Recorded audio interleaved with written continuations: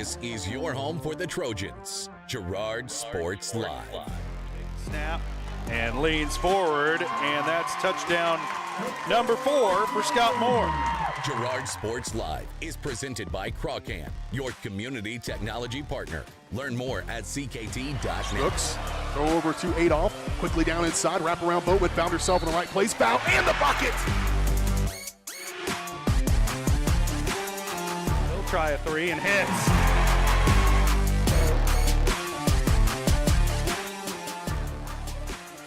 Adolph with it up top, being guarded by Gass. Girard down the lane, off the glass, and good. Nice instinct by Adolph to just take it to the bucket. Fielded on the short hop, fires this one across. Able to throw the runner out by a step and a half.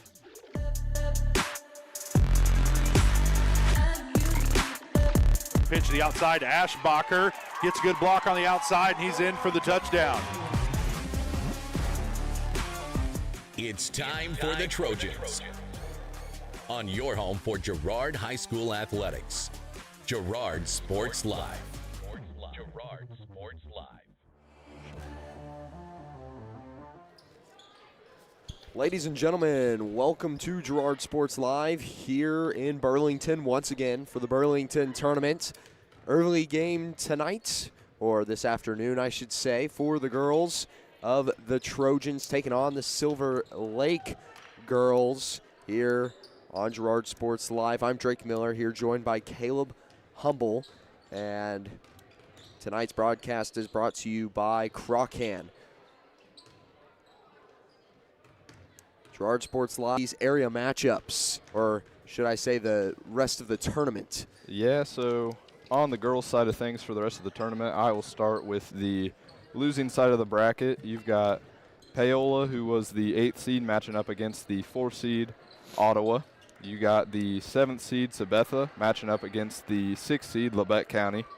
Now on the winning side, you have your Lady Trojans, who are the 5th seed, going up against the 1st seed, Silver Lake. Then you've got the 2nd seed, Burlington, going up against the 3rd seed, Independence.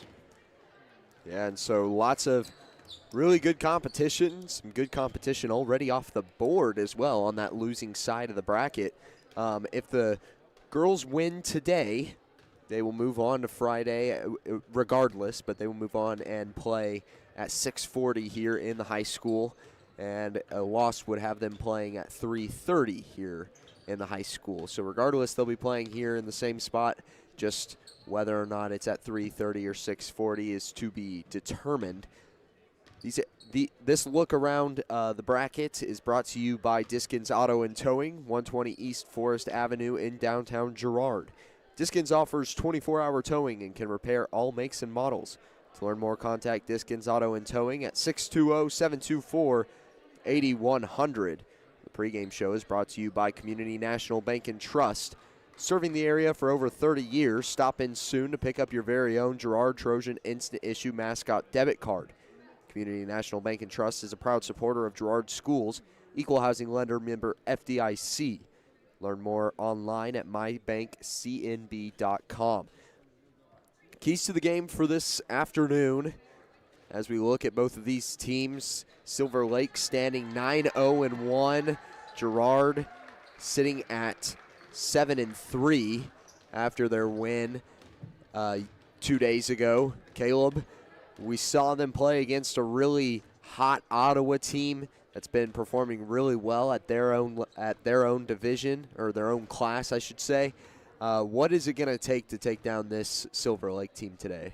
I mean, this Silver Lake team, kind of like how you're saying, they're a good team, and that's just a part of the stretch that these girls have had with that Ottawa team being ranked 5th in 4A, and then now Silver Lake, I believe, is ranked number 1 in 3A, and so I mean, that just kind of proves how good this team is, and to take them down, you're going to just need kind of the same stuff we've talked about, and something that we saw last week was the rebounding was really great, and letting this Trojan offense get 2-3 opportunities at the rim, and that's going to be big if you have your first missed shot, being able to kind of bounce back and get that bucket on that possession. And then the other thing on the defensive side of things is just rebounding again, just making sure that you're not letting the other team get those second, third chance opportunities.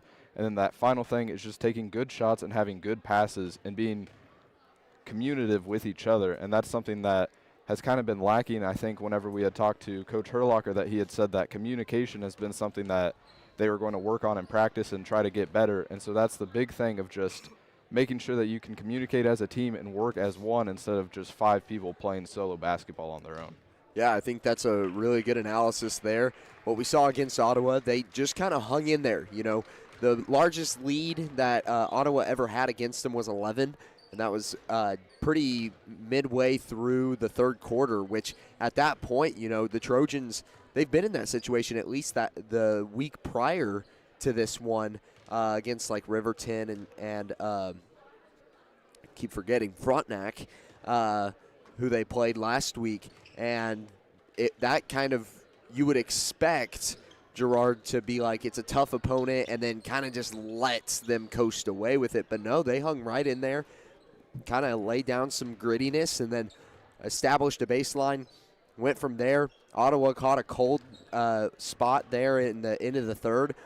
Girard pulled it back to a one-possession game, and then all of a sudden they had a lead there in the fourth and never let go of it. So I think for them today, I would say pretty much the same thing. You don't have to be leading the entire game. You know, you don't even have to be leading at all throughout the entire game until that buzzer sounds at the end of the fourth quarter, and that's whenever you need to have that lead. But this team is really good at, you know, keeping pace with some really good teams. They're very good at, you know, doubling down when they get a turnover, or when a team starts to go on a run, to try and shut it down, to really kill the momentum in the arena, which can build up very, very quickly with some of these really high-speed, high-paced teams. So I'll be interested to see if there's anything different from this Trojans team today that we didn't see Tuesday, and if Urlacher tries to attack this from a different angle that he did Ottawa.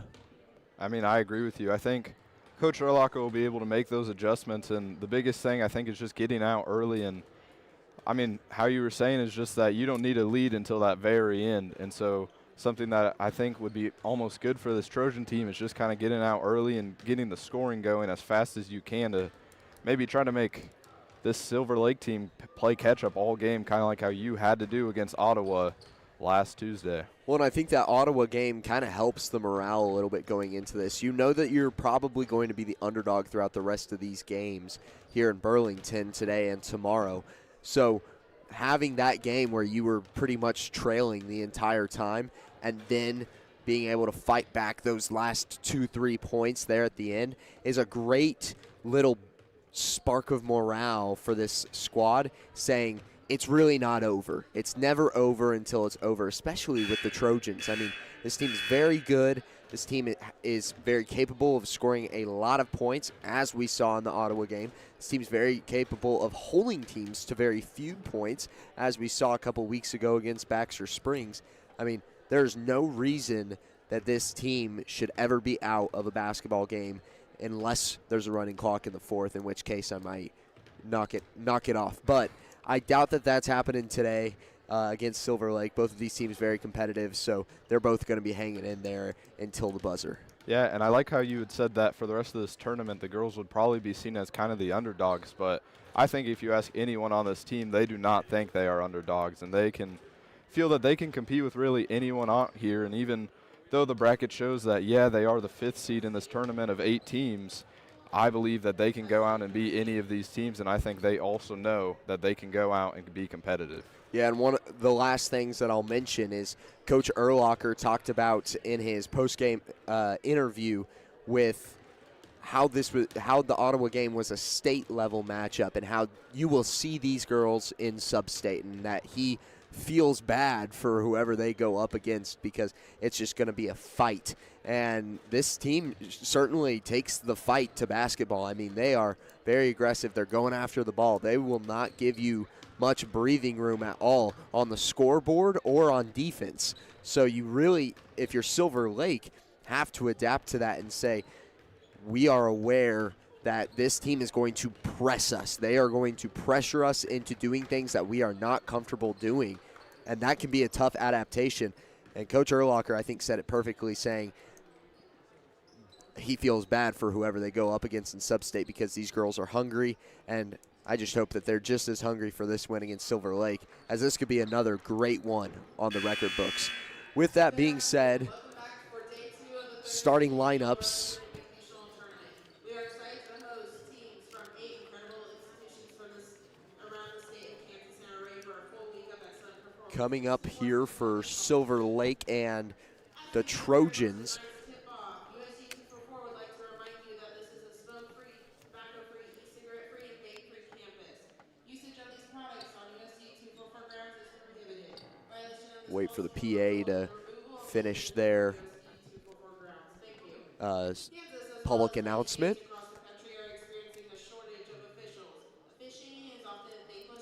Officials ready to go as well. 8 minutes on the clock. Remember, as you watch tonight's contest, if we do not have officials, we do not have games. Please be respectful towards our officials and understand that they are doing the very best that they can. Good sportsmanship is expected.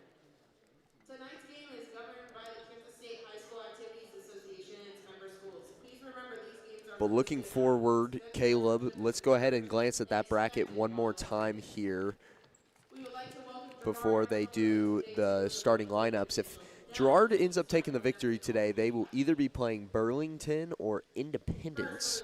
So we'll keep an eye on that one to see who they end up going up against. Or if they lose, it'll be one of those as well. So hopefully the former rather than the latter. But Caleb, why don't you go ahead and introduce our Girard Trojan starters for this afternoon.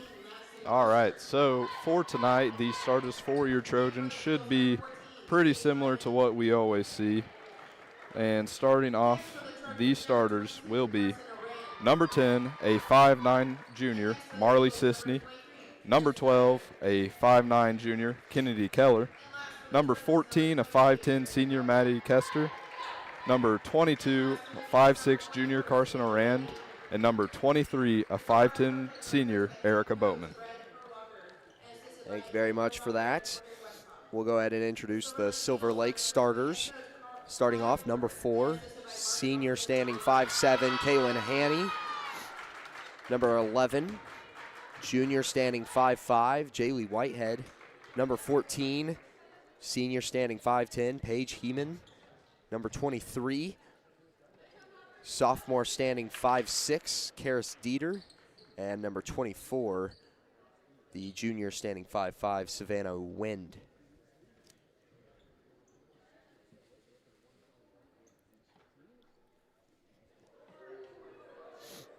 So those will be your starters for both sides for this afternoon as we get started. Out there, starting lineups were brought to you by the Jagged Edge. The Trojans will start this game in style, but nowhere near the level of style you'll find at the Jagged Edge. Stylist Carlos Sands will have you looking your best for your next big game. Make an appointment soon by calling 620-724-7500. And with this opening tip-off, it is brought to you by Farmers Bank. Farmers Bank is proud to have helped with the growth and development of the communities we serve. Farmers Bank is looking forward to a brighter tomorrow. Farmers Bank with locations in Hepler, Walnut, St. Paul, and Girard. The Eagles started with the ball and gave it over to the Trojans. Boatman tries for a quick drive, can't get the bucket, and it's tapped out of bounds. Last touched by Keller. And I mean, for the Trojans, that was probably the best outcome on defense. Something that you've seen often of just them getting a quick steal and heading the other way for the offense. Would have liked to see that opening point go to the Trojans. But another miss, this time from the Eagles. Leads Kester going down the floor. Tries for her layup, and it won't go. Sisney forces a jump ball between her and Whitehead, and it'll stay with the Trojans. I mean, so far, something that you like to see from the Trojans is just how aggressive style of play that they're playing. And I think that'll be a big thing to get a win over these Eagles. Sisney tries to drive again. No dice. 0 for 3 from the Trojans and 1 for 2 as Whitehead gets her first bucket.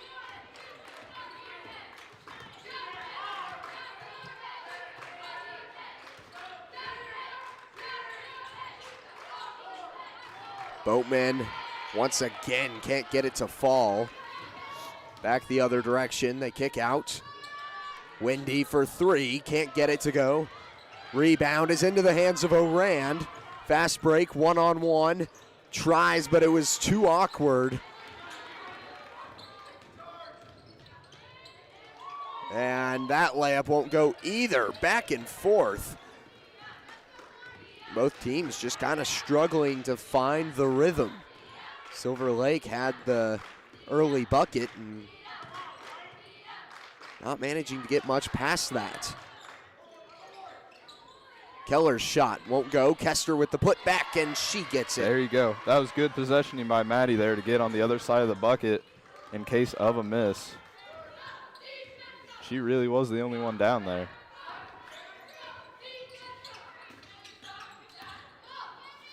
Kick out, and they swing it around the perimeter. Back out to Wendy. Ball on the floor. Orand jumps on it and forces the jump ball. That was just a miscommunication. Wendy was trying to hand it off and ended up just dropping it. Yep, and with that, looks like Marley Sisney will take a seat and Augie Mooneyham will check into the game. Mooneyham coming in pretty quickly. Only 2.5 minutes into this contest, and now another turnover by Silver Lake. And Drake, I was talking to Maddie Kessler earlier today, and she had mentioned that this is a game that these girls really want to win, with their last two matchups coming from whenever they were eliminated in playoffs last year and in this tournament last year whenever they were eliminated from that first place running. And so I don't know how big of a game this is to Silver Lake, but for these Trojan girls, this is one that I think they had marked whenever they found out that they were playing this team in the bracket. Swing the perimeter. Here's a three-point shot from Wendy. Won't go. Rebound is into the hands of Whitehead. Now another three-pointer. Once again, can't go. The putback. No dice. Fourth opportunity here for the Eagles as they swing it down low. The pump fake and put in is good from Heeman.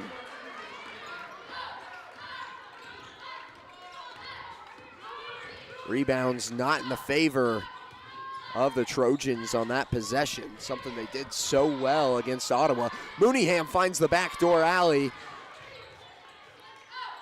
Orand now for three. Long look, won't go. And Keller's fouled on the attempted rebound. So far, this is kind of what we had talked about in the pregame, just talking about how getting those extra opportunities and eventually one of them has to fall in. Inbound to Kester. She gets it to Mooneyham again, but no dice on that either. A little bit rusty on the field goal percentage here early from the Trojans. Orand now gets called for a foul.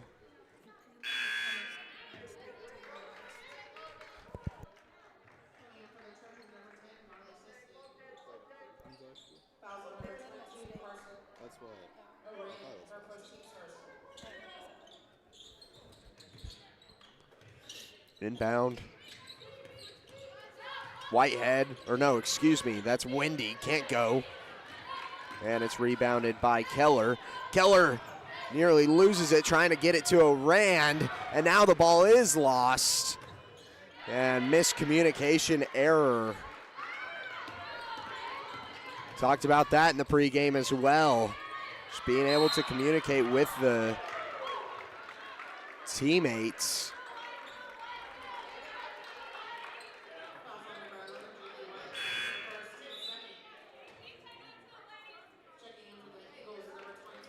Now another foul called on the floor, this time against Whitehead. So that'll be 2 fouls on Silver Lake. Just under 4 minutes remaining in the first. Swing it around to Sisney. Boatman tries to cut her way down the right lane and ends up traveling.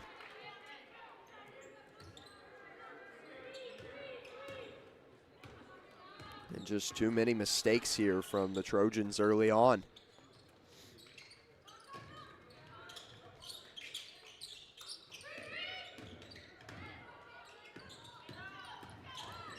Eagles swinging around, it's blocked. Keller gets the block on the three-point shot. Now we've got a whistle blown. I think they'll call it on Augie Mooneyham. And I think Coach Erlocker was saying that should have been a jump ball there. I mean, where we're sitting, I thought it would have been. I was kind of waiting for the whistle to go, but it might have just been that millisecond too short. Shot from the Eagles won't fall regardless. And now Kester swings it out to Boatman. Boatman inside to Keller, and it's off the feet of Kester. 2:58 on the clock.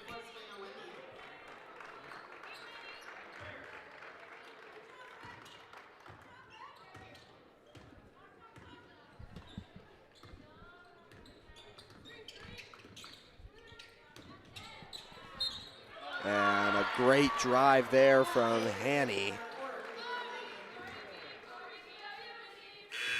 Gets another two here for the Eagles. 8-2 is the score. With Erica's foul, it looks like Trojans will come to the game and Boatman will sit.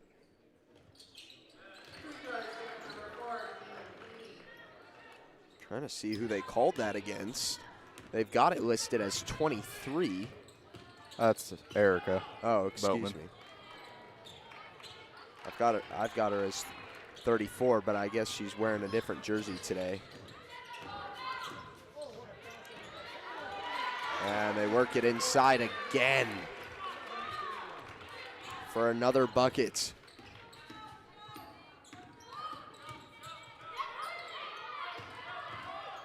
Mooneyham's pass blocked.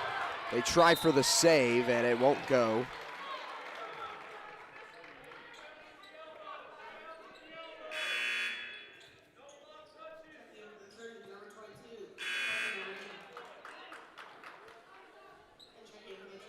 Looks like both Orand and Black will come in, and Mooneyham, along with Keller, will sit. Got a foul called up top near the logo. That'll go against Dieter.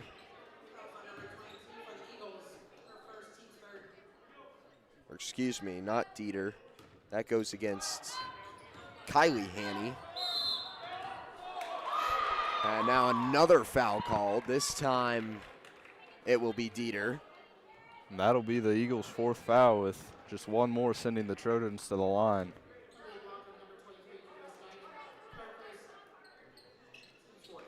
If you're the Trojans, you'd like to see a visit to the charity stripe.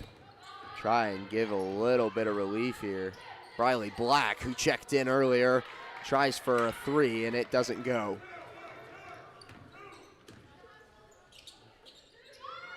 Shot from outside, no dice.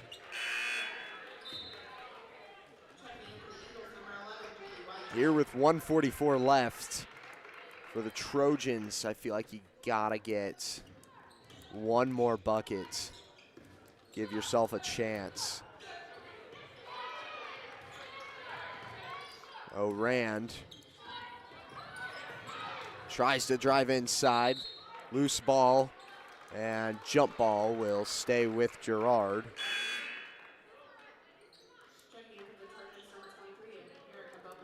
So Trojans checks out for Boatman. Now Orand on the inbound. Scanning, gets it into Kester. Orand, corner three, too far. And Black called for an over-the-back foul. And with that one, that will be the Trojans' fourth, meaning any foul now will send either team to the line. That was Black's first. They work it inside, it's loose. Whitehead gets tripped up. The Eagles retain possession. continue to swing it. Hanny drives and lays it in for another 2. Gotta get something here if you're the Trojans.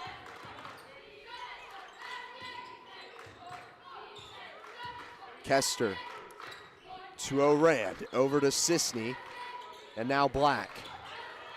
Continuing to work the perimeter. Still some time. Boatman.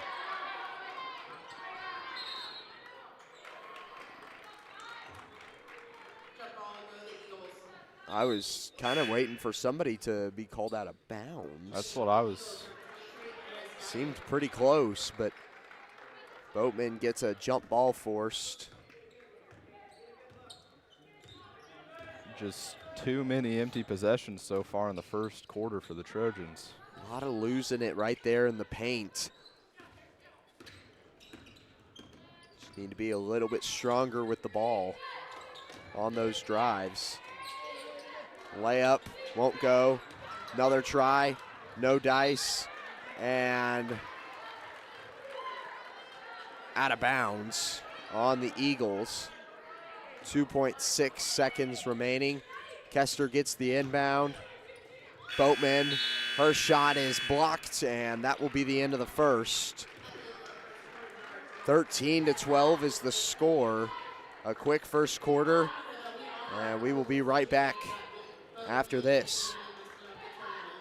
Farmers Bank is a proud supporter of Girard schools. For generations, Farmers Bank has worked with local leaders, businesses, and residents to help shape the future of Southeast Kansas. Farmers Bank is proud to have helped with the growth and development of the communities we serve. As partners in business and friends in life, Farmers Bank is looking forward to a brighter tomorrow. Farmers Bank, with locations in Hepler, Walnut, St. Paul, and Girard. Equal housing lender, member FDIC.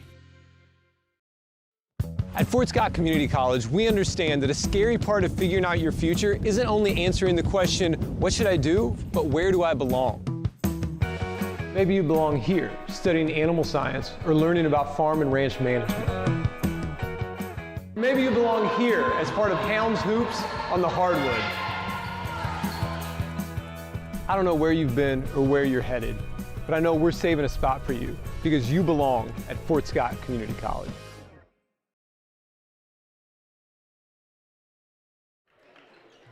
Back on Girard Sports Live for the second quarter of action. 13-2 is the score. And this team is just struggling to get the ball through the hoop. Had a good number of quality shots there at the beginning. But since then, it's really kind of started to trickle off on the shot count and more so on the turnovers. And now we've got another jump ball underneath, so it'll go back to the Eagles.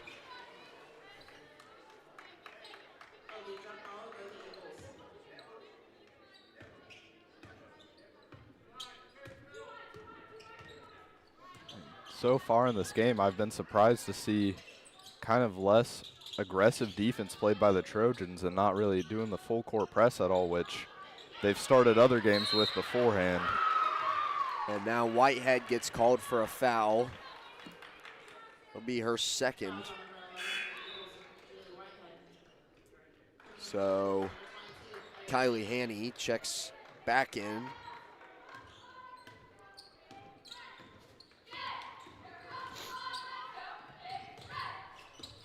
Boatman to Kester, pump fake. Trying to drive, looking for a kick out. And now Boatman kicks it out to Black for a contested three, and she drills it.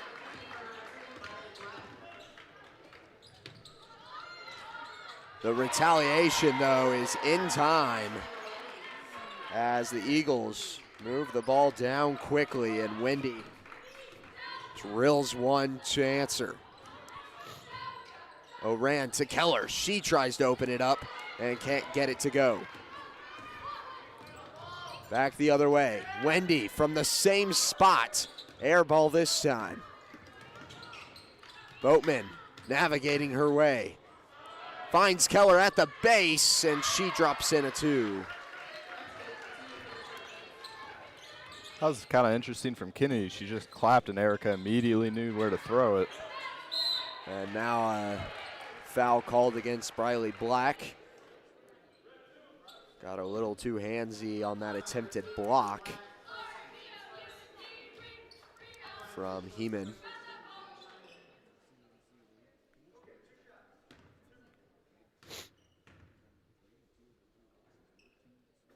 Hyman makes her first.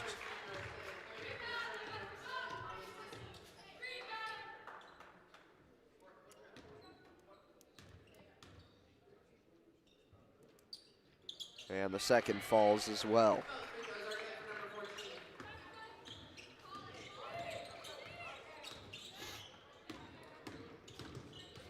And Keller loses it, trying to work her way past the defender. Wendy for three, off the iron, can't get it to go. And a foul called against Hanny. That should be her second. So, I mean, so far, I think 2 or 3 Silver Lake players that already have 2 fouls, and might be something that can affect the game whenever it gets close in the fourth. Whitehead and Hanny sitting at 2 fouls. Briley Black sitting at 2 fouls. Boatman for 3, can't go, and it's rebounded by Dieter. The kick out for 2, short. Black with the rebound, and she will slow it down and hand it off to Keller. Keller trying to drive, finds Kester on the back door. Her first try doesn't go, and she's fouled on her way up for the second.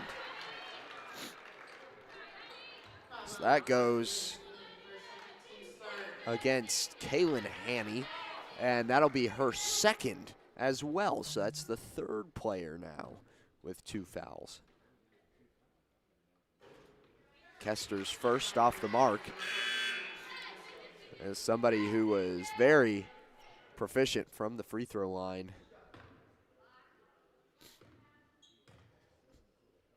Bit uncharacteristic of her to miss on that first, but she makes the second.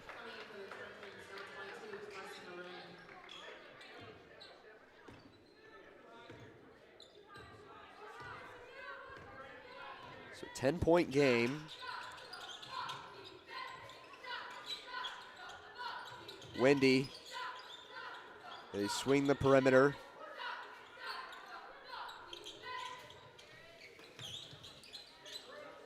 Hanny tries to drive. Her shot too far, and it's rebounded by Boatman. Boatman loses it on the other side of the floor. Eagles now fast break. And a block. Really? Called against Orand.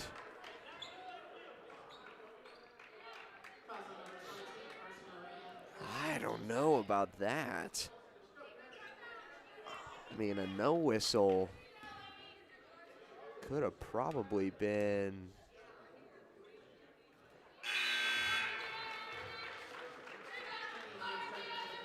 semi-understandable, seeing that she tried to get around her, but Orand is now a little bit rattled after that. And we'll take a seat on the bench. Mooneyham comes in. They kick out. Tries to get it down low to Keller, and it's off the mark.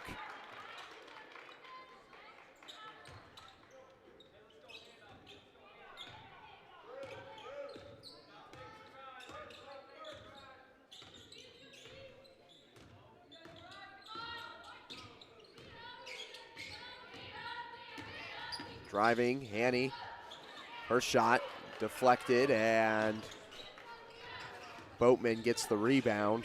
Over to Keller, Mooneyham now. Kicks out, Sisney for 3. Off the back iron, won't go. She ends up with it again, but it's a jump ball. Sticks with the Trojans.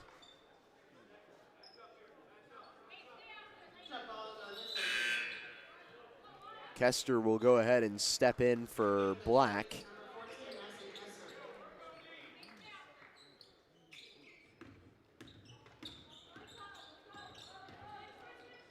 Now Keller swings it. Keep it on the perimeter. And a foul drawn, as that was Dieter trying to go over the top. So that makes 4 players in foul trouble, or I say foul trouble, for the second quarter, being at 2 fouls, semi-foul trouble. Easily get in foul trouble. That is the team's 4th also, with about 3 minutes and 40 seconds left. So Kester's pass taken away by Hanny. Her shot is good to go. She wanted a foul, but might have been some acting there.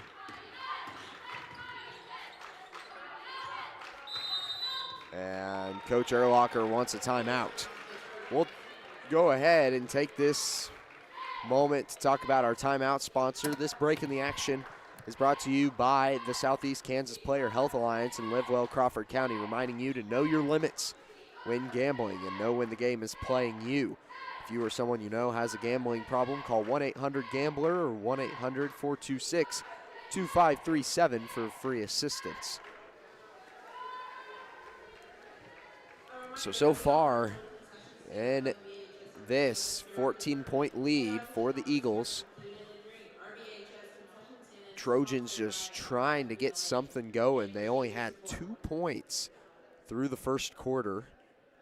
They've given up 9 here and have scored 6. So the lead's still technically growing.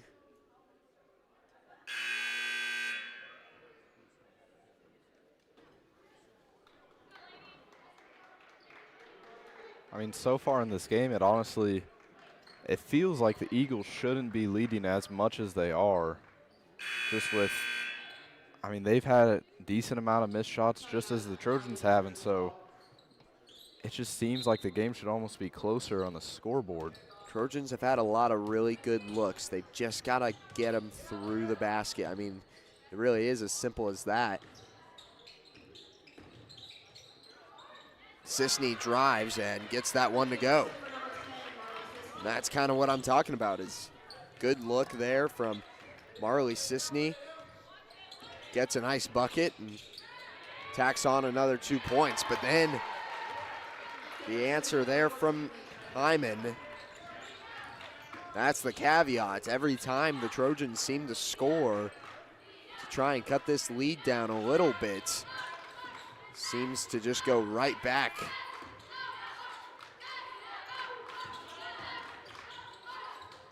Sisney's shot won't go. Kester puts back in for 2. How to get back on defense. Annie kicks out. Whitehead, her shot, clean. That's more of what you were talking about. It just seems like every time the Trojans score, the Eagles are right there with that retaliating score. Kester loses it on her drive down the baseline, and Mooneyham will check out for Black this time.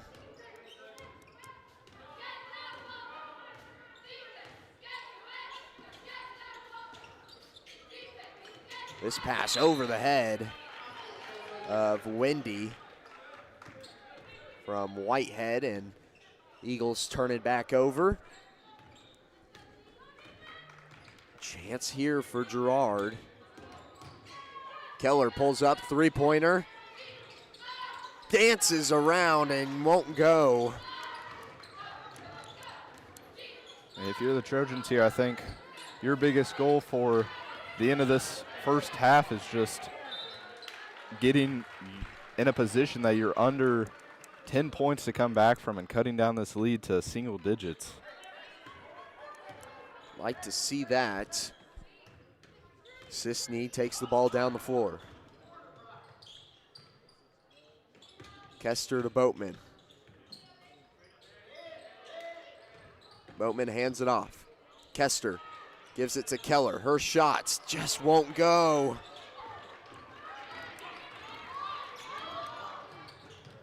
They swing it over. Thompson for a long two, and she drills it.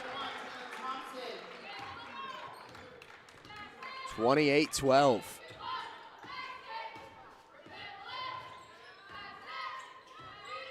Boatman pulls up from the top of the key. Kester with the rebound. Can't get the put back, but Keller gets the job done. 14-28. 42 seconds remaining here in the first half. As the Eagles move it around the perimeter.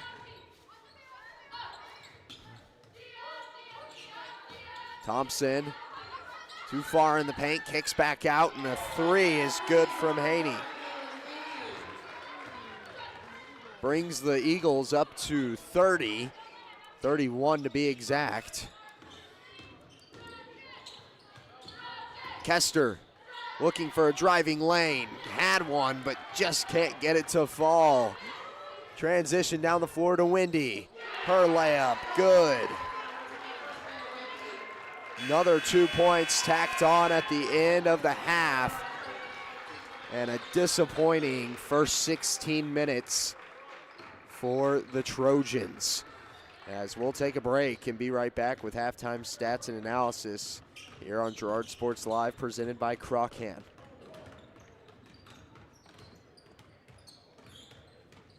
Since 1918, GN Bank has been the heart of our community. Big enough to meet all your banking needs, but small enough to offer that personal touch you deserve. From agricultural loans to home mortgages, GN Bank has the expertise, products, and service to help you thrive. With a pledge to treat others ethically, be adaptable, focus on customers, and invest in the communities they serve, GN Bank is committed to your success. The best place to bank and borrow, GN Bank, where community banking truly comes first. Equal housing lender, member FDIC.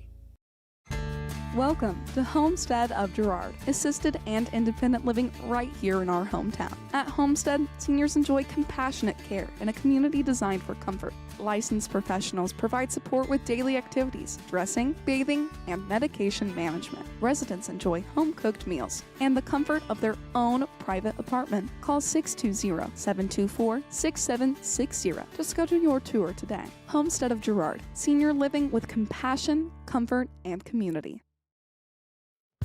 At Fort Scott Community College, we understand that a scary part of figuring out your future isn't only answering the question, what should I do, but where do I belong? Maybe you belong here as part of Fort Scott Community College's John Deere Tech program. Maybe you belong here as part of the perennial playoff-bound Greyhound baseball team. I don't know where you've been or where you're headed, but I know we're saving a spot for you because you belong at Fort Scott Community College. More than just your neighborhood pharmacy, Mathis Drug is your hometown partner in health. With pharmacist Bria Scheibe and an experienced, highly trained staff, Mathis Drug is ready to serve you. And now, Mathis Drug offers comprehensive compounding, which is one of the few pharmacies in Southeast Kansas with this convenient on-site service. From medications to expert advice, call 620-261-9779. Mathis Drug Store, where community and care come together. I was hoping to talk to someone about updating my insurance policy. I am able to understand complete sentences. That was a complete sentence? I didn't understand that. Or can I just talk to a person? No one talks to humans anymore. Sometimes humans are just more helpful. I hear you. Why don't we review your coverage with a super check? Farm Bureau Financial Services. It's your future. Let's protect it. Call Judd, Lori, Jenny, or Amber in Girard today. Call's service is outstanding in their field, especially for those that are stuck, well, outstanding in their field. Call's carries a wide selection of farm, industrial, and heavy-duty tires, all from the best brands in the business. And they've got farm service trucks ready to go. Plus, Call's continues to be the place folks go for car and truck tires, repairs, oil changes, and so much more. If you're in the market for new tires in Southeast Kansas, make the right call to Call's Service, 620-724-4121. See more at callservicellc.com.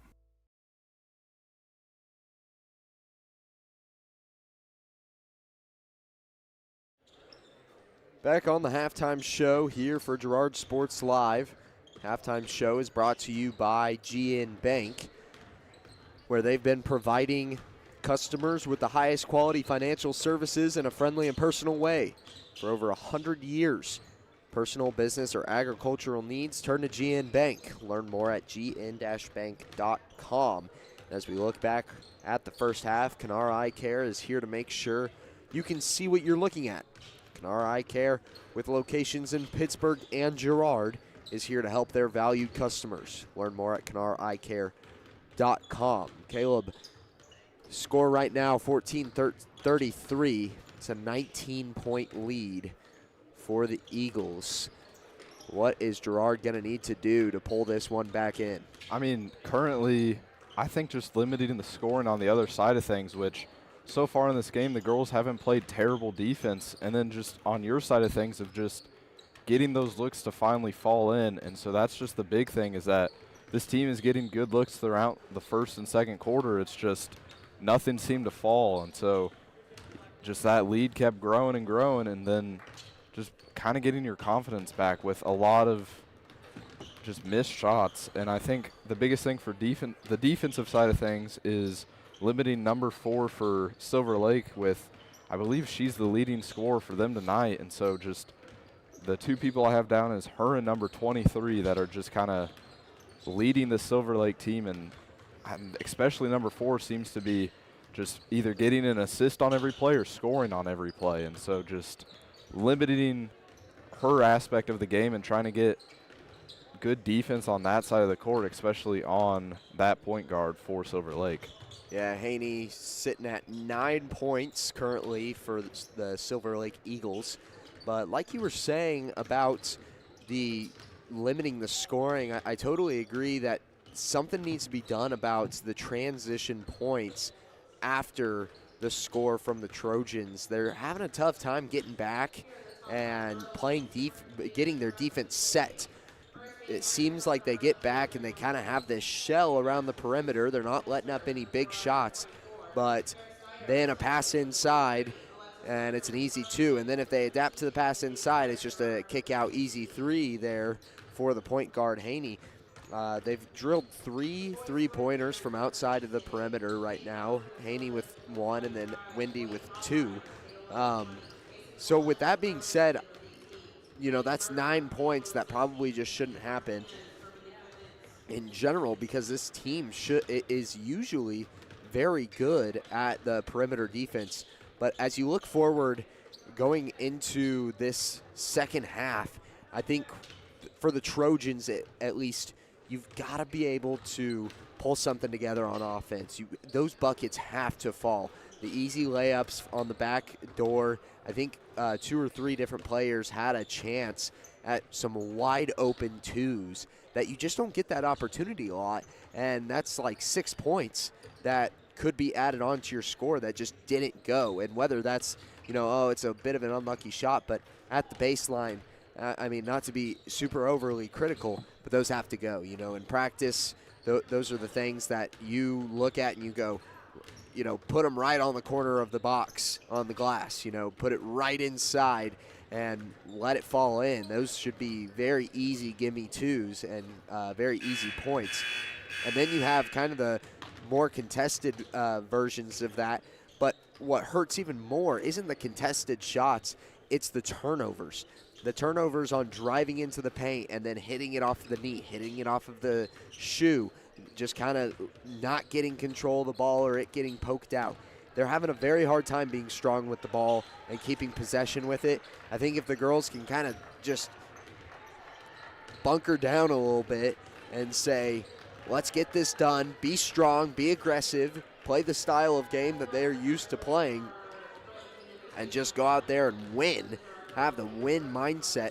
They certainly had it there in the first quarter there for defense. I mean, defensively they were super sound, and then it just trickled as soon as they had a 10-point deficit. So you got to be able to pull that back together even whenever you're at a deficit like this. There's still 16 minutes of basketball to be played. Too long to start giving up now. And I mean, so far in this game, the Silver Lake team honestly doesn't look to be like this big powerhouse school that looks just so much better than Girard on the court. I mean, so far they're not stronger. They're not really that much faster. It's just they're executing better, and that's the thing that has kind of killed the Trojans in this first half of just they're getting those easy shots to fall, and kind of like how you're saying, just 6 easy points that this Trojan team could have, and at that point you'd only be down by 13, and so that's a lot. That seems like a lot less of being down than being down by 19 points already, and so that's just the big thing of just those easy points that, I mean, whenever you miss those, you're kicking yourself afterwards of just should have had that, and those are just the things in practice that you need to make sure that every time you have that type of opportunity, you're scoring. And so that's just the big thing of just getting those easy buckets and making sure that you can execute on those opportunities. Yeah, I think for the Trojans, going into the second half, what I would do, establish a scorer. And for Tuesday, that was Kester. Right now, it seems like she's pretty well the most warm or the most comfortable on the floor. I would try to do that again. Let her just kind of feed herself underneath and then go to support. Go in, get the rebound. But if you find the shot, I mean, I'm not saying, oh, don't take the open three and instead pass it inside to Kester. I'm saying get yourself a score. Try to run the offense around the idea that, hey, we're going to work it to Maddie Kester and she's going to try for a layup. If that's completely eliminated, find something else, have Kennedy Keller or Erica Boatman. You've got Boatman in the game today as opposed to Tuesday where she was in foul trouble pretty much the entirety of the contest. So she was either on the bench or fouled out.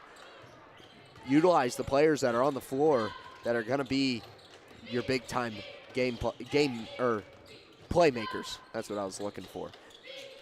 Second half underway. Eagles start with the ball. Spin move 2, and it's good. Impressive shot there from Dieter.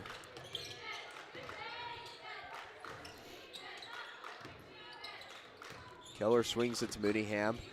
Rand has yet to see the floor since her block foul. Boatman gets fouled, and now she'll be headed to the line. That goes against Hyman, her first.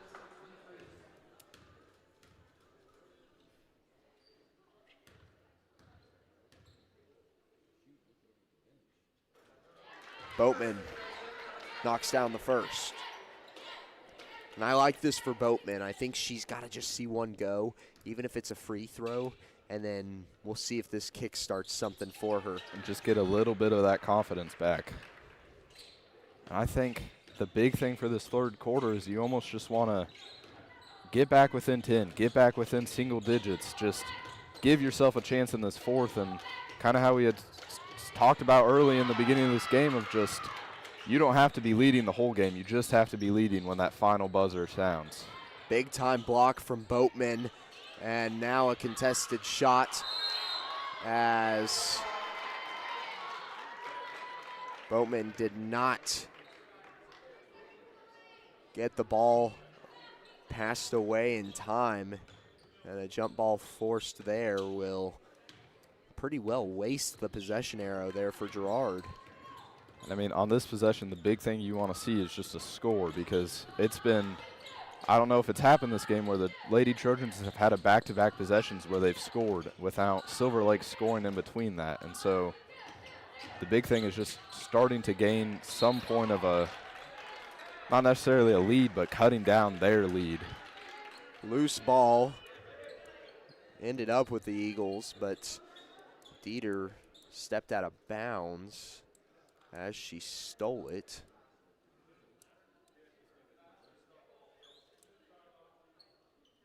What's the call here? Might be a shot clock thing. That's what I thought I heard. Change of possession. That's what they were establishing. Boatman makes it count. Gets another 2 on the board there for the Trojans. That's what you had talked about. Just get one to fall in and see how well the rest of them do. Here's a long 2 from Hyman. She knocks it down. And this Silver Lake team, all of them very capable of shooting. Can't leave any of them open at any range. Sisney gets fouled this time and will be headed to the line. That goes against Whitehead, her third. And that's where, in this third quarter, I mean, those players with 2 fouls, you can start to see them get in foul trouble pretty quickly. With a majority of Silver Lake starters sitting in that kind of position, that is certainly bound to happen. Wendy, the only starter without a foul currently for the Eagles, as Sisney knocks down both of her free throws, 37-20. Scoring has certainly picked up so far. Boatman now is going to be called for a foul.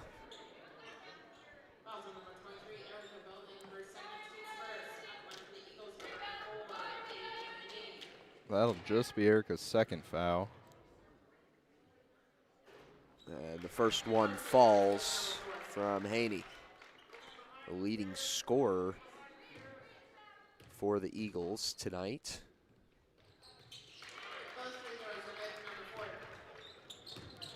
She gets both of them. Mooneyham tries to go over the top. There's got to be something.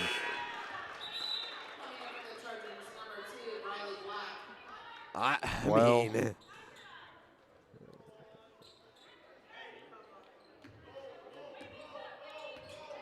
I don't know. Just move on from that, I guess. Haney takes it down the floor for the Eagles. Swing it around to Whitehead. Now back around to Wendy. They keep working the perimeter. Same 3 people. Now loose ball as Keller gets it out to Sisney. And now Boatman will take it down the floor. Transition to Black. Layup won't go, and it'll be last touched by Wendy. If you're the Trojans here, you need to score. Just cut down the lead. Got to keep the pressure on pretty much every possession. Cannot give this Eagles team any more room to breathe. No bonus possessions. Oh. And another miscommunication. Hyman, her shot won't go, and the rebound putback is good from Dieter. Eagles up to 41 now.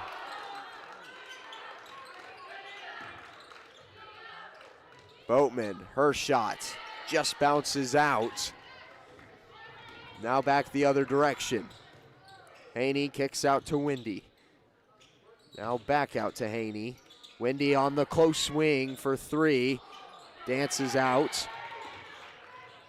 And now Haney will take her shot. No dice.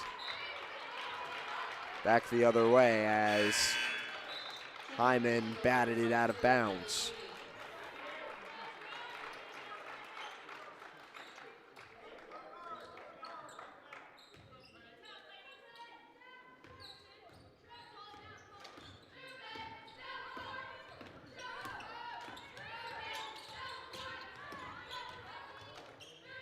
Boatman takes a shot from 3. No dice. Dieter the other direction. Floater in for 2. And those are the transition points I kind of harped on there in the halftime show. Oh. And another bucket there from Dieter. Just too many empty possessions, and the Eagles are taking advantage of that. Another almost takeaway. Dieter pushes through Sisney to get to it. So be a foul called. And Coach Erlocker wants a timeout. Rightfully so, 25-point deficit right now. And it just feels like nothing is stopping this Silver Lake girls team from scoring. We'll take this moment to talk about our other timeout sponsor, which is Salon 214, now open at 107 North Ozark in Girard. Take a time out to pamper yourself with Vanessa and her team at Salon 214. And take a time out to check out Salon 214 on Facebook. Timeout sponsor here for the first game of the Burlington tournament. Silver Lake leading by 25. And if this one carries on as it's going now,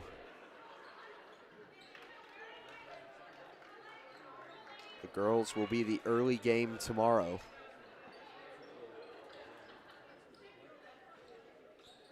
I think on this possession you need to score, and then you just need to keep that up with every single possession up until the end of the game. I mean, feels like a must get on with each one from here on out. Boatman gives it up. Coming from behind. Nobody called it out to her, though. I mean, got to be strong with the ball, but also somebody's got to let her know that somebody's coming from the other direction.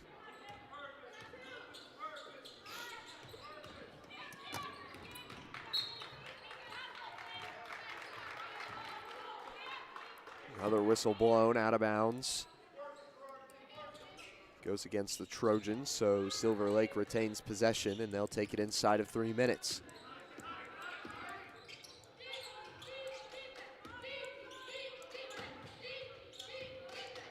Haney to Haney, and she is fouled.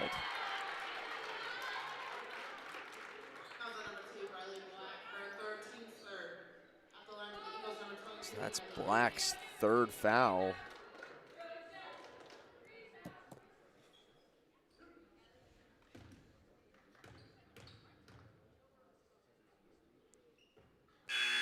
And Haney misses her first. Dieter checks out for Savannah Wendy.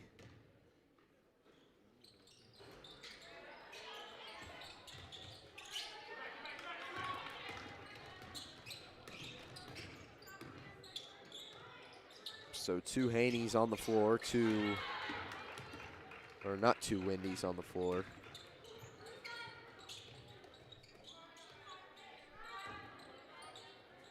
Or excuse me, I had it backwards.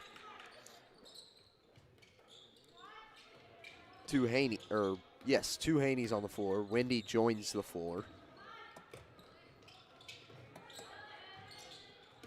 Haney's pass batted, but recovered by the Eagles. Now Wendy will take a 3. Off the glass, no good. And another foul, this time on Whitehead. I think that will be Erica's third foul.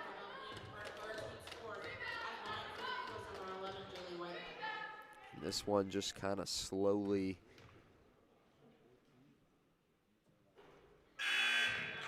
killing the Trojans right now, as they're just trying whatever they can to get back into this game. And if you're the Trojans, you want to go on a 10, 15-point run, preferably a 26-point run, but you got to put together something pretty special here. Another foul called as Keller hits the floor. And she is slow to get up.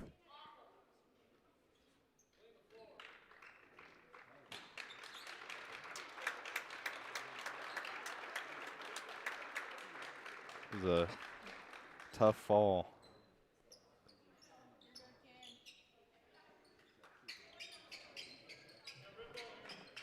So Kester checks back in with 2 starters now.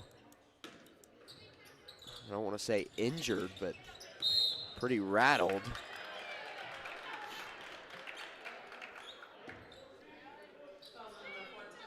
There's the 5th foul for the Eagles, so Trojans will be at the line for the rest of the quarter, but see how that'll affect this game.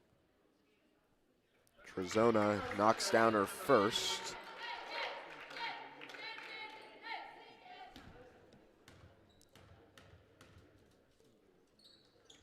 And the second follows.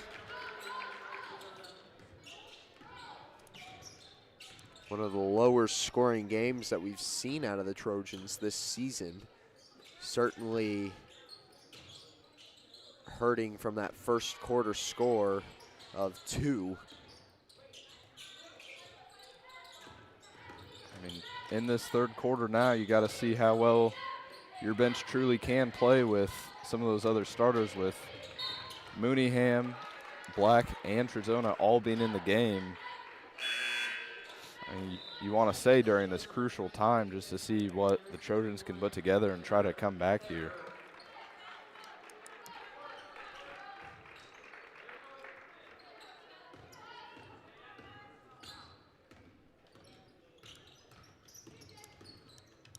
Move it to Trojana. Black does not receive the pass. And now they'll transition down the floor to Dieter, and she gets another 2.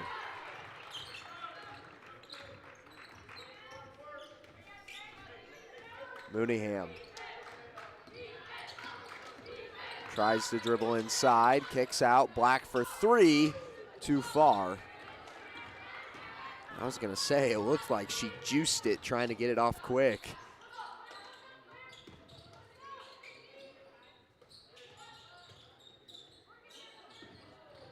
Zone defense here for the Trojans, and it's working a little bit. I think it's nice to congest the paint. Try to keep it a little bit tougher for them to pass inside.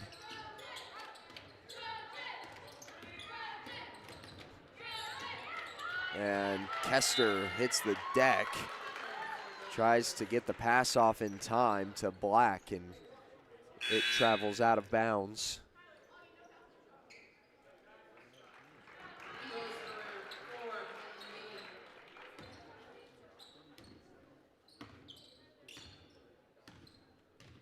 Less than 30 remaining here in the third.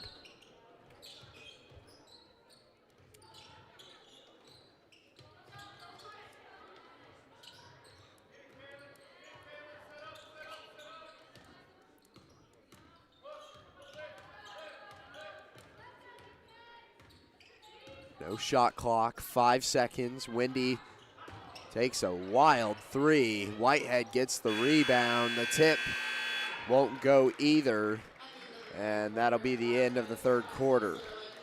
Into the fourth, 22-48 is the score. It's a 26-point gap that these girls will have to fill. Gonna be a tough one. Since 1918, GN Bank has been the heart of our community. Big enough to meet all your banking needs, but small enough to offer that personal touch you deserve. From agricultural loans to home mortgages, GN Bank has the expertise, products, and service to help you thrive. With a pledge to treat others ethically, be adaptable, focus on customers, and invest in the communities they serve, GN Bank is committed to your success. The best place to bank and borrow, GN Bank, where community banking truly comes first. Equal housing lender, member FDIC. I was raised in a small town, and there was a lot of people who took time to invest in me. And so when we decided to open up our offices, we want to make sure that we're pouring back into the community that's giving to us. We care. We want to be involved. We want to have a passion for what you have a passion for. We want to be able to give back. And that's the foundation. That's why we're more than just insurance.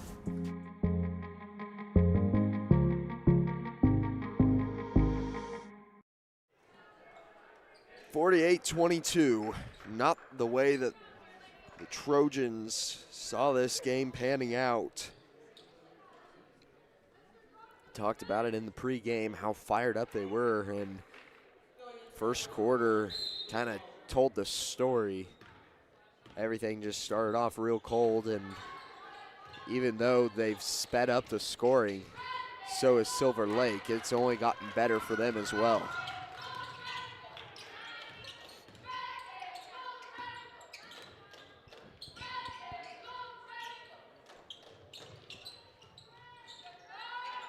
Kester receives the pass, tries to kick it to Keller, and it's taken away. Haney's shot fouled and will be headed to the line.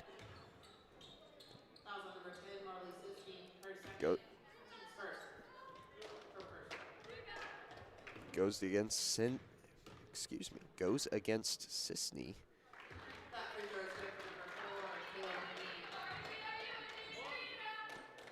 Drake, at this point in the game, what do you think the Trojans would need to do to be competitive? I think, I don't know. I mean, there's a reason that I'm up here and not down there coaching a team, because I think this is such a difficult thing to do as a coach when you see your team playing very uncharacteristic. I mean, I think that's the best descriptor of how the Trojans are playing right now. This is just so uncharacteristic. And even against a competitive team like Silver Lake, you just don't see Girard go and basically get blanked for an entire first quarter. But I would say from here on out, as you see Sisney drill a three, if you want to stay competitive and try to at least cut this gap down a little bit, I think you just got to play physical. I mean, can't be afraid to foul. You got nothing to lose at this point. You're down 27. So I'd be pretty ball hungry, trying to just take it away at every chance possible. Hold on to the ball on offense as well. Just be a little extra physical. Be a little extra mean with it, if that makes sense. I think that's one of the best things that you can do, and one of the best ways to describe it is being mean with the ball. You know, just being kind of a bully on the floor. Yeah, and I mean, just another factor that's against this team in this fourth quarter is I believe there's a running clock just ticking away against the Trojans.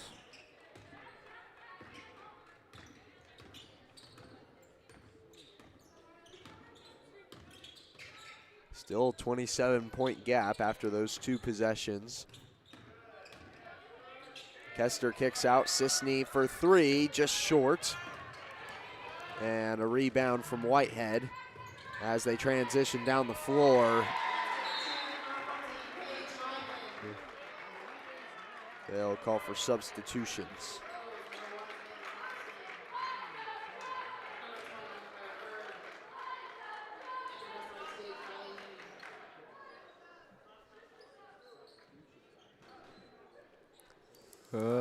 Maybe not a running clock.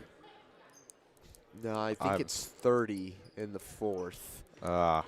Seeing that we're at 29, and I don't know if you have to start with 30 going into the fourth, or if you crest 30 if it turns into one. So don't quote me on that. I messed that up in football season as well. They changed it on me after last season. I'm never too sure about running clock. I mean, typically it's the Lady Trojans who have a running clock. Mooneyham draws a foul there on the far side as the Eagles will sub in some new faces. 0s and 30, which is Allie Gerber and Carly Erb.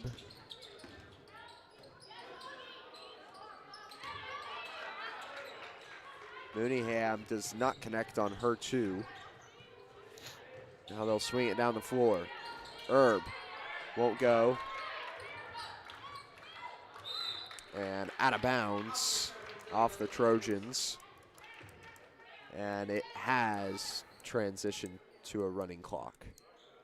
So maybe they just accidentally stopped it, or I was wrong. I must have been wrong somewhere along the lines, because it's only a 29-point lead.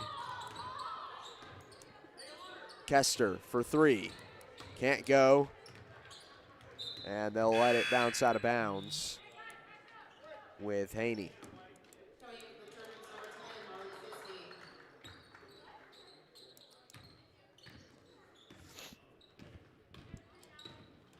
So this is the first time that the Trojans have seen running clock not in their favor this season.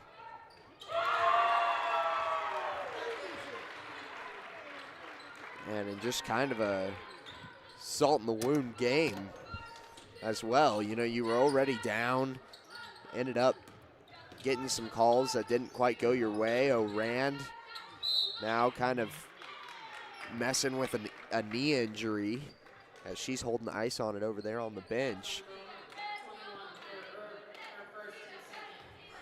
Hoping that she's okay and good to go by tomorrow. But of course, don't want to push it. No, and I mean, this game is also just kind of, you want to say that even more salt in the wound of just marking this one in the loss column. I mean, in the last 4 games, the Lady Trojans are now 1-3 after a start that many people led to be undefeated with only 1 loss. And so, I mean, just a tough span of games recently. Yeah, 100%. These last couple of weeks.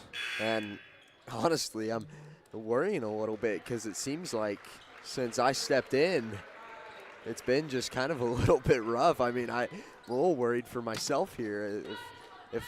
I mean, I know it's not actually me, but it is a little bit concerning. But it's been I say that, but it's been a tough stretch of games as well. And it's a lot of very good opponents, you know, all with winning records by a good margin as well, not just, you know, 5-4 teams or 6-3 teams. We're talking 7-1 Raiders, 6-2 Rams, and then the 8-1 Cyclones, and now the 9-1 or 9-0 and 1 Eagles. It's just been big team after big team after big team, and this Trojans team is just having a tough time finding a break. And I mean, this is definitely probably the roughest stretch of games throughout the entire season for the Lady Trojans, but kind of like how Coach Herlocker had said earlier in one of our broadcasts whenever we were doing the interview, how he thinks that this is great for the team and this is great preparation for those sub-state and state tournaments where you're going to be playing teams that have incredible records, and you kind of just, you got to get used to playing up teams that are always going to be good in those span of games compared to playing in some of those CNC matchups against teams that maybe aren't as great this year. And so although it is a rough span of games over these last couple of weeks, I think it is probably better for this team to have a couple of these games like that where they're playing against the #1 ranked team in 3A or the 5th ranked team in 4A, just to give them some experience. Mooneyham takes another visit to the line.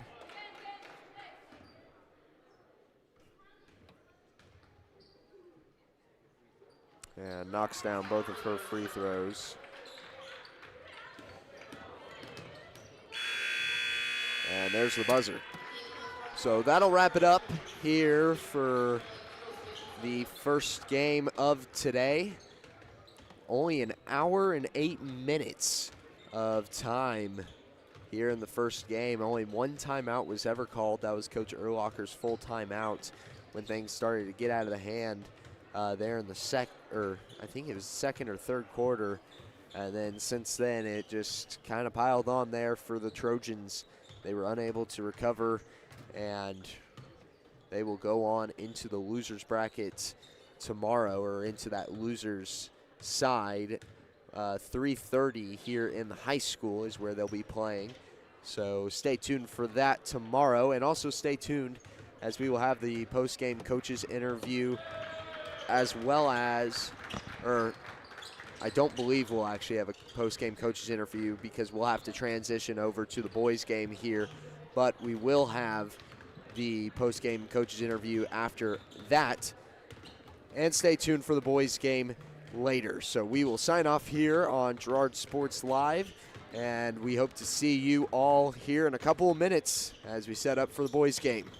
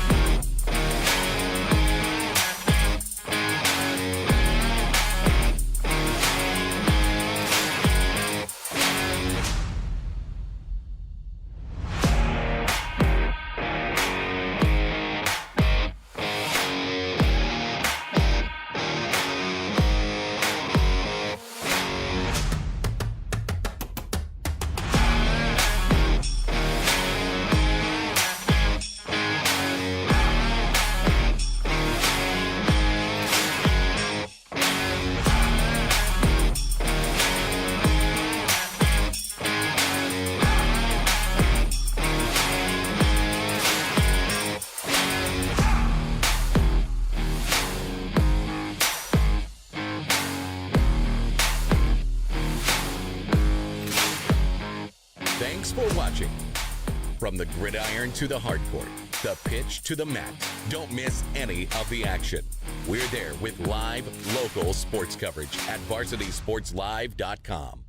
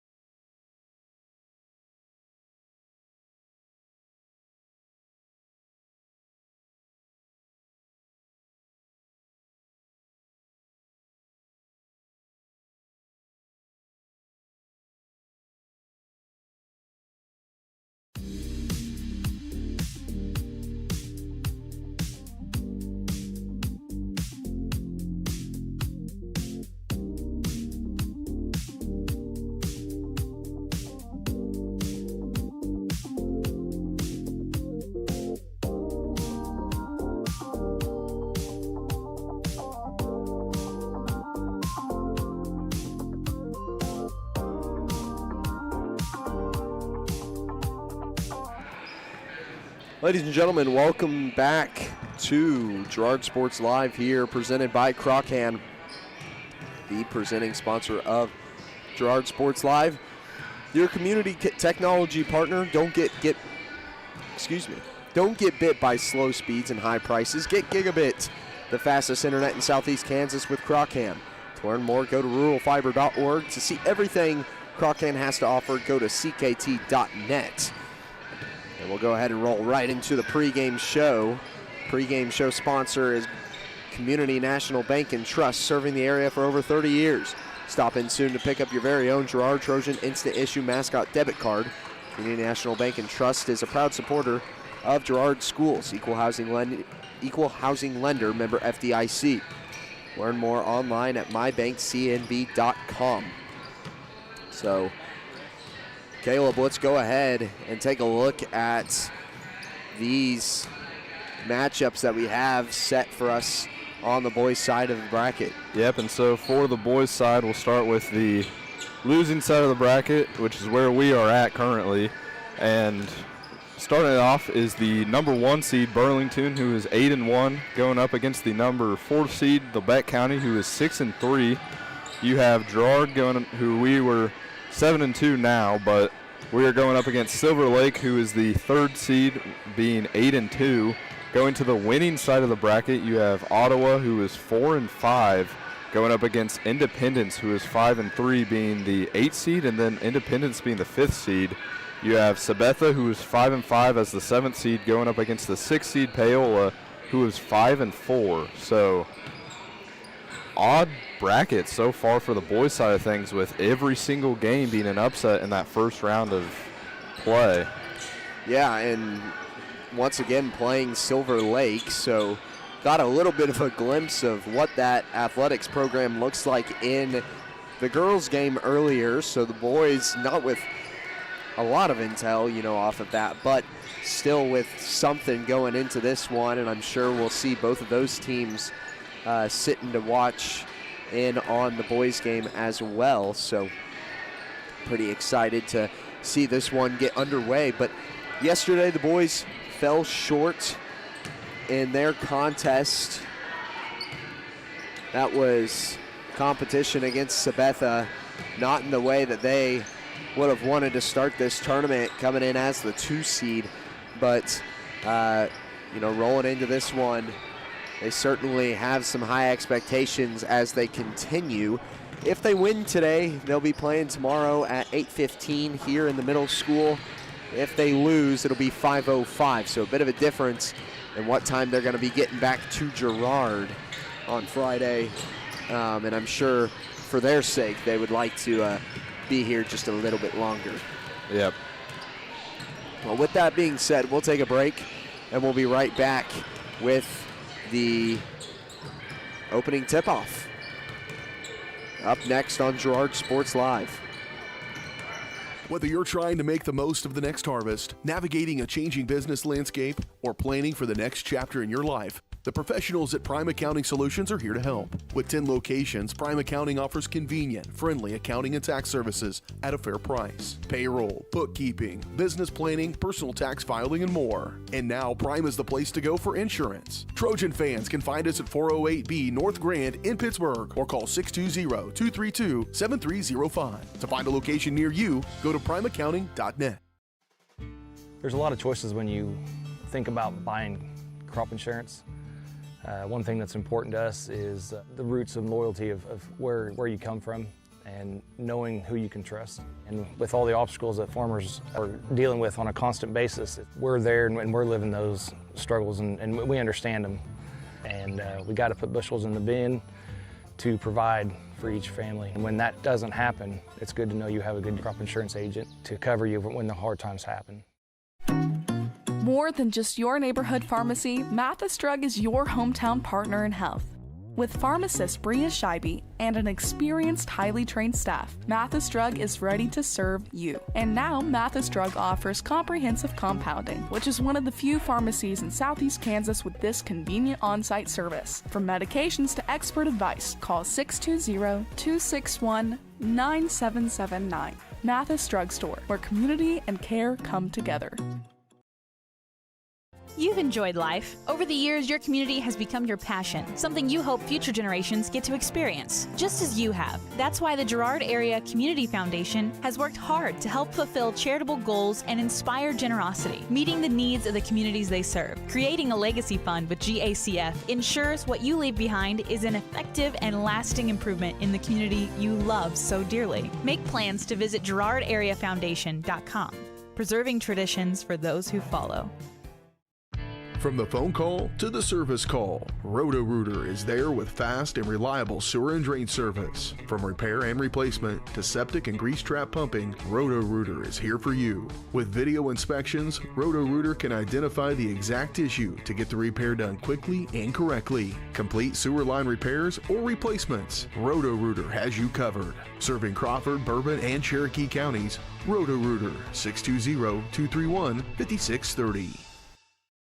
Prairie Mission Retirement Village. People caring about people in the loving spirit of Christ. Spacious apartments made to feel like home and a loving, caring, experienced staff. That's the Prairie Mission difference. A continuing retirement community promoting person-centered care with an on-site clinic from the Vet Health and offering independent living apartments, assisted living, and long-term care, all with the respect and care our loved ones deserve. Prairie Mission Retirement Village, St. Paul, 620-449-2400. Back on Girard Sports Live. Good evening and welcome to our as we get set for the starters of tonight's contest here at the 5:05 start. Excellent performances, sportsmanship, and competition. Our second game of the tournament tonight. Trying to grab the last of those starters over there. USC 244 would like to remind you that this is a smoke-free, tobacco-free, e-cigarette-free, and vape-free campus. Usage of these products. So go ahead and give you the Silver Lake starters, starting with number 0, the junior 6'3" Camden Kruger. Number 2, the senior 6'3" Dane Johnson. Number 11, the junior 5'9" Hunter Rooks. Number 14, the senior 6'3" Grady Bergman. And number 21, the senior 5'10" Joel Miller. And I'm assuming it'll be the same. Oh no, it looks like a bit of a change. Difference in the starting lineup. Give it to us here, Caleb. And so with the change tonight, the Girard Trojans starting lineup starts with number 1, a 5'11" junior, Perrin Stevens. Number 2, a 5'8" freshman, Briggs Buckingham. Number 4, a 6'2" sophomore, Jackson Smith. Number 5, a 6'1" junior, Harrison Burke. And number 12, a 6'2" junior, Ben Colin. Yeah, so Blake Brocobb is, from what I can tell, not present in the contest here this evening, which is a very interesting development. He was one of the leading scorers in that Riverton game, or Frontenac game, one of the two last week. I can't quite remember, but had some phenomenal performances in both, shooting from outside the arc as well as inside of the paint, being able to work against some of the bigger guys on the opposing teams. And now subbing in for him is the shortest guy on the roster, Briggs Buckingham, but certainly doesn't play like that stature at all. No, and I believe this probably isn't a permanent substitution. I wouldn't quote me on this, but I believe Blake might be sick today, and so that's just, I don't remember seeing him at school is what I'm thinking about, and I don't see him now, so I feel like this isn't a permanent substitution, but I think for Coach Westcott it'll be kind of interesting to see how your freshmen can match up and fill into that starter role. Yeah, it's kind of the designated 6 right now for the Trojans, and it really is surprising. I know Buckingham is kind of that 6th man right now, but for a guy Brocobb's size, it is interesting that they didn't go with somebody like Newton or Schultz to try and replace him, but maybe that's not what they're trying to do. They may be trying to work around and say, you know, hey, let's try something a little bit different. Maybe a speedier package is what he's looking for instead of a bunch of people to get in there and rebound. Maybe he's looking for that three-point shot to really kick off this game. So we'll see if that pays off in his favor. A lot of sickness going around, so there could be a chance that this is something that happens quite a bit throughout this season. Of course, hoping against it. Stevens starts off with the ball here for the Trojans. Stevens drops in an early 2. On the transition. Good ball movement on that opening possession. Now the Eagles to try and answer as they move it down to Johnson. Johnson trying to work his way inside, kicks out to Kruger for 3 off the front of the rim, no good. Burke the other direction. Kick it back to the outside, and they'll keep it on the perimeter. Stevens, spin move, drops in another 2. And a quick 4 points.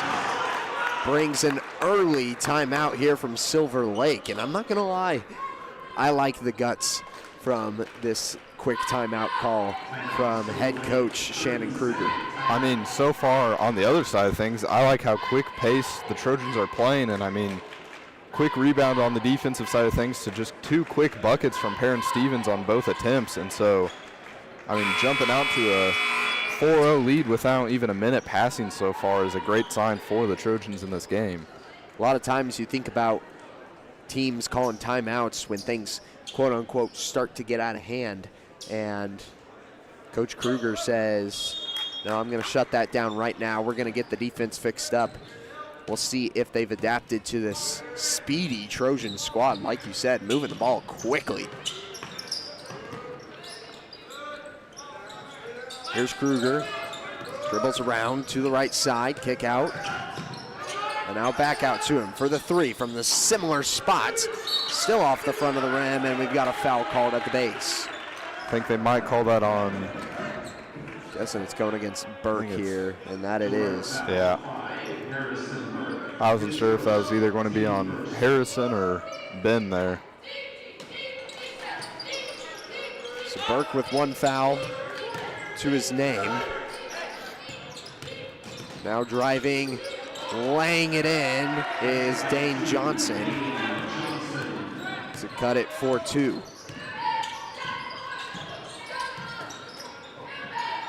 They keep it on the perimeter. Saw this on the last possession, keeping that offense out wide and then looking for an underneath lane.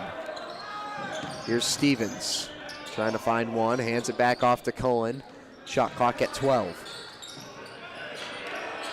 Kick back out to Burke. Shot clock winding, and it's taken away. Johnson with a big-time pass, but it's taken away on the shot from Miller. And that was a good, I don't really know who blocked it. I mean, Briggs seemed like he got a hand on it down low, and Jackson got a hand on it up high. Loss of control there from the collaborative effort. And now Stevens will get called for a foul. Aaron Stevens, his first, team second. Inbound from Johnson. He dishes it down low. A perfect pass, but the lay-in does not go from Bergman. This one's tipped, but recovered by Buckingham. Colin trying to drive, kicks out. Stevens for three, and he's up to 7 already.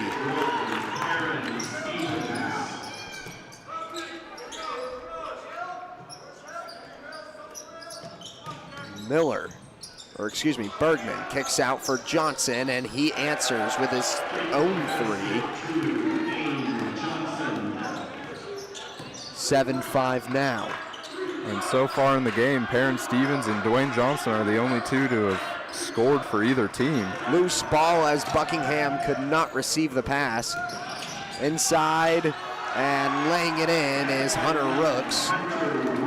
Ties the game up at 7 apiece. Quick play from both of these teams. Both showing flashes of just immediate advantage on any mistake that the other makes.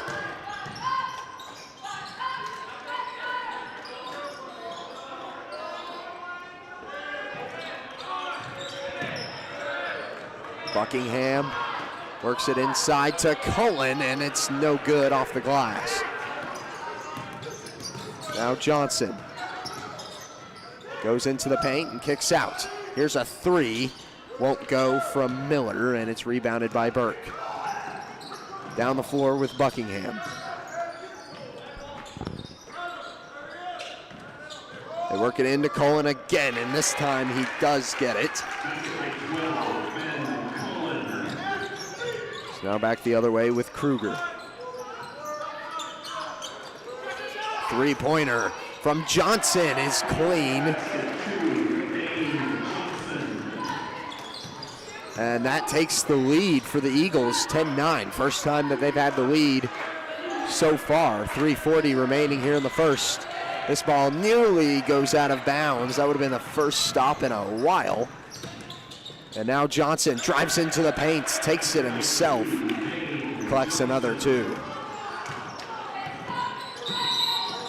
And Coach Westcott wants a timeout. Probably trying to cool things off, give his team a bit of a rest, get his subs in, as well as let the other team kind of cool down as well. Take a minute to talk about our timeout sponsor, the Jagged Edge. Trojans will start this game not the Jagged Edge, Live Well Crawford County. This is brought to you by Southeast Kansas Player Health Alliance and Live Well Crawford County, reminding you to know your limits when gambling and know when the game is playing you. If you or someone you know has a gambling problem, call 1-800-426-2537 for free assistance. Caleb, any thoughts through this first quarter? I mean, so far in this first quarter, it kind of just seems to be two players going back and forth with Johnson and Stevens. I mean, Perrin has 7 of our points, and Johnson, I think, has already 10 points for the other team, and so it's just kind of back and forth of scoring after scoring, which for the Trojans, you like to see the consistent scoring, something that you haven't always seen to start games in the second half of the season, but I think you just need to play a little bit better defense, and I mean, it seems like you only need to play better defense on just one guy. Cullen tries to drive. His pass is taken away by Johnson. Johnson takes it almost coast to coast. And Cullen gets the rebound. Good defense from Newton. Like to see this Girard team speed up the passing when they were just kind of swinging it back and forth, just keeping that Eagles team on their toes, and they seem to find openings a little bit quicker. Now with a bit of hesitation in their step, things have slowed down, but Stevens gets another 2 on the board for the Trojans. Perrin scores again, and now he's 4 for 4 from the field. Another drop in two there, this time from the new face, Kason Kraus, sophomore standing 6 foot. Johnson, the only returning starter for this Silver Lake team from last year. Lost 4 of them to graduation.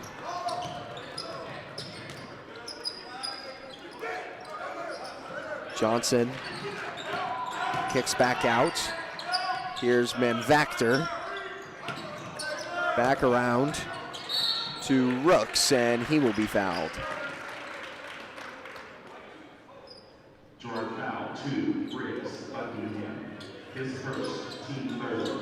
In for Girard, 4, Jackson Smith. Buckingham gets his first foul.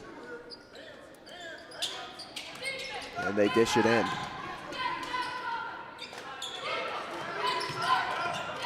Trying to post up, kick back out to Rooks.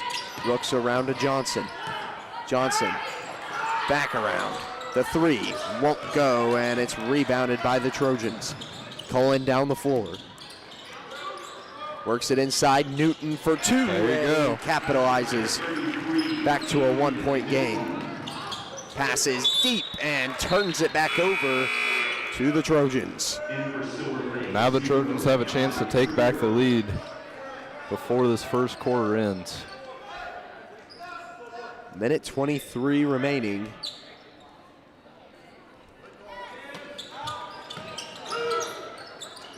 Newton works it in to Schultz, and now Schultz is going to take it around the far side. Schultz scanning. Finds Newton across the court. Cullen's down low in the post. Oh. And now they'll swing it around the perimeter. Stevens takes a floater, can't get it, gets his own rebound, hands it away, and Smith uses his height. It was a good play from Perrin, knowing that Jax was taller and right there. Kruger posts up and gets a 2 for himself. Keeps this game at a back and forth pace. 16-15, just under 40 to go. Newton tries for a floater and it won't go. Kruger with the rebound. Back the other way for the Eagles.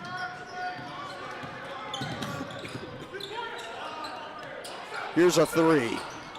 Can't go. Kraus has tried 3 times from 3-point range. Yet to get one of them.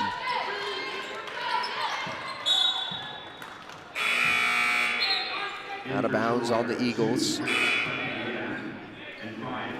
Now with 9 seconds remaining. Looks like a duo substitution, and Burke and Buckingham will come back in, and it looks like Cullen and Stevens will sit.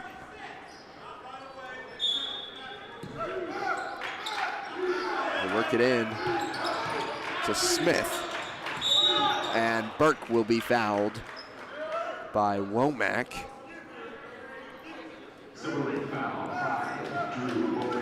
It's actually the first foul from the Silver Lake Eagles.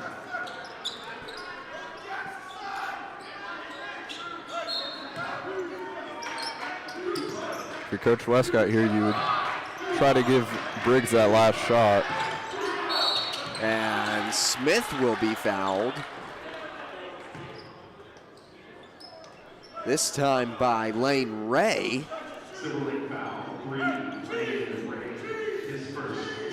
And they're really trying to keep from this final shot happening. I guess if you didn't use any fouls through this quarter. I mean, just wasting time for the Trojans if you're just getting fouled. Schultz chucks one up. Oh my goodness.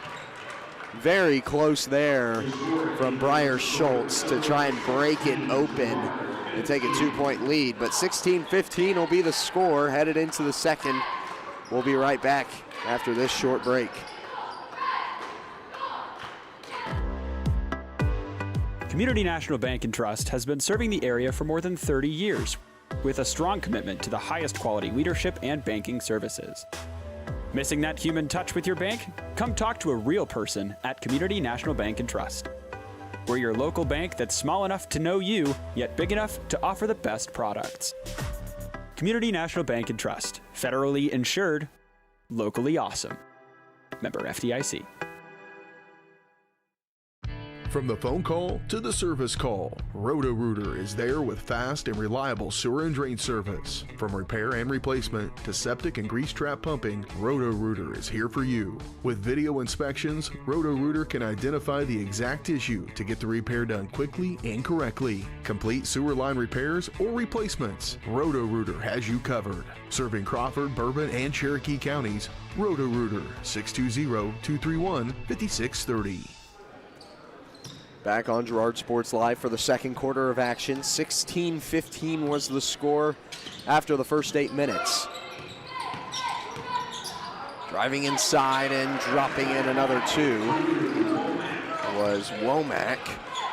Extends the lead to 3. Now the Trojans will swing it around the perimeter again. Working that fast-paced passing offense that we saw early in the first. Stevens tries for a 2 and can't get it. A little bit flat on that attempt. They try to work it inside. Cullen on the save. Stepped out of bounds. I don't even know if he needed to.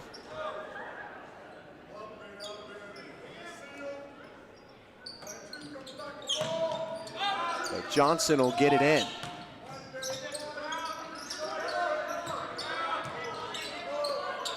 Swing it around to Kraus.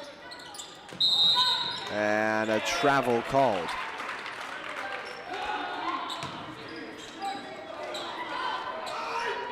That was on Bergman.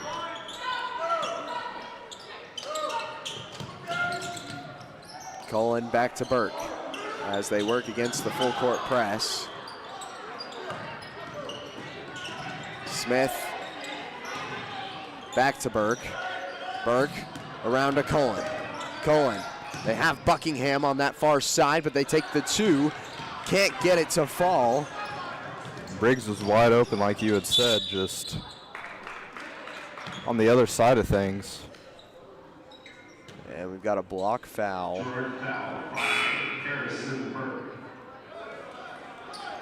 Against Burke.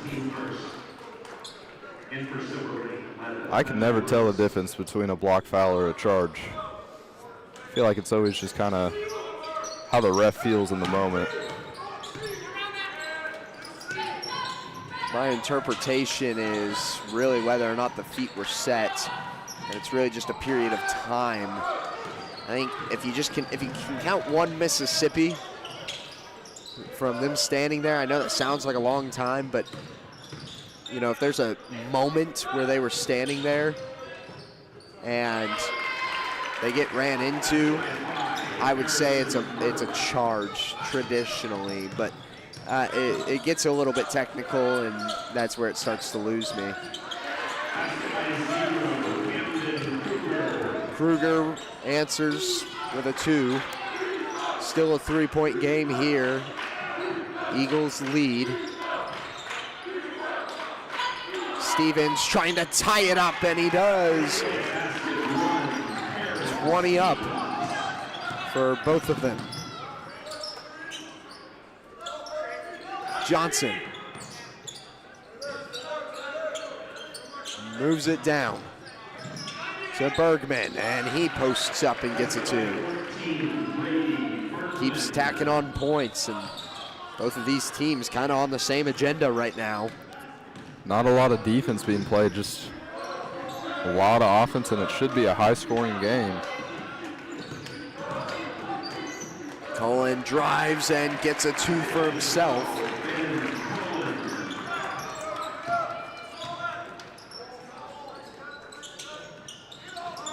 Now the Eagles to try and keep their lead. Driving underneath, and a block foul again. This time against Buckingham. That one I can understand. Girard foul to Briggs Buckingham. His second, team second. That was Rooks on the drive. Buckingham given his second foul. Typically don't see him in any kind of foul trouble, but I guess it's a bit different when you're a starter now.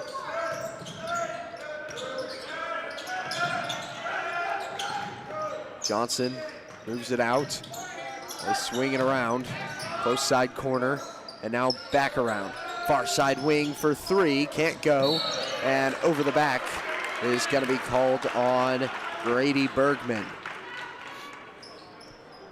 Silver lane foul, 14, Grady Bergman, his first, team first. So 22 all. Trojans with the ball. And Stevens will try to work against the full court press. Now Smith, as he will be fouled. See, this goes against a couple guys on the reach there.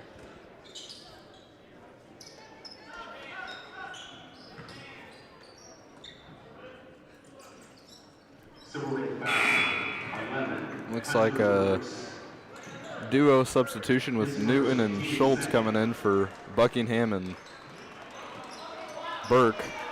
It's kind of odd to say because we're used to that triple substitution every other game we've done so far. Schultz comes in alongside Newton. And Stevens gets the handoff. Jet sweep right inside. Finds himself a two. Now the Eagles try to answer, can't get it. That was Bergman on the shot. Schultz down the other side. Smith swings it around to Cullen. And now working it inside, but it's nearly taken away. Poked out by Newton. Eagles will take over on the out of bounds. In the Silver Lake 2, Dane Johnson, and 15, Mason Krause.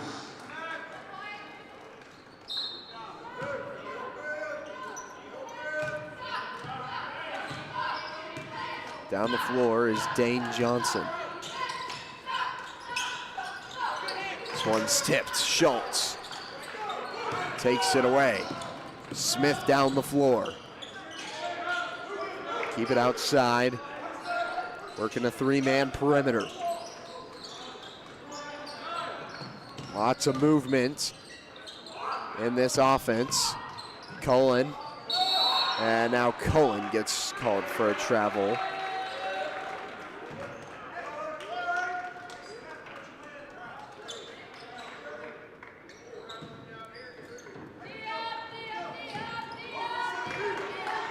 So switch up who takes it down the floor. This time it'll be Krause moving it around. Johnson now at the post. Kicks it out. Eagles. Kruger for three. Fired from that same spot a couple times earlier. Still hasn't found the distance. Stevens over the head. Now back out. Schultz for three. Nearly gets it.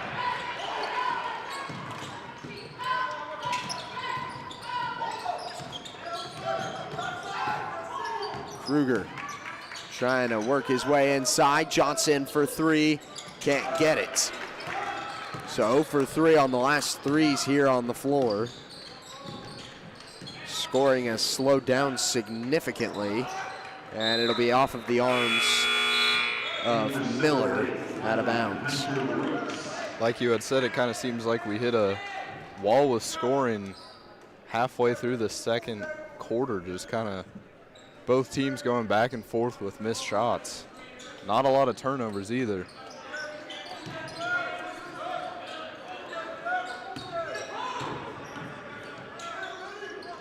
Smith.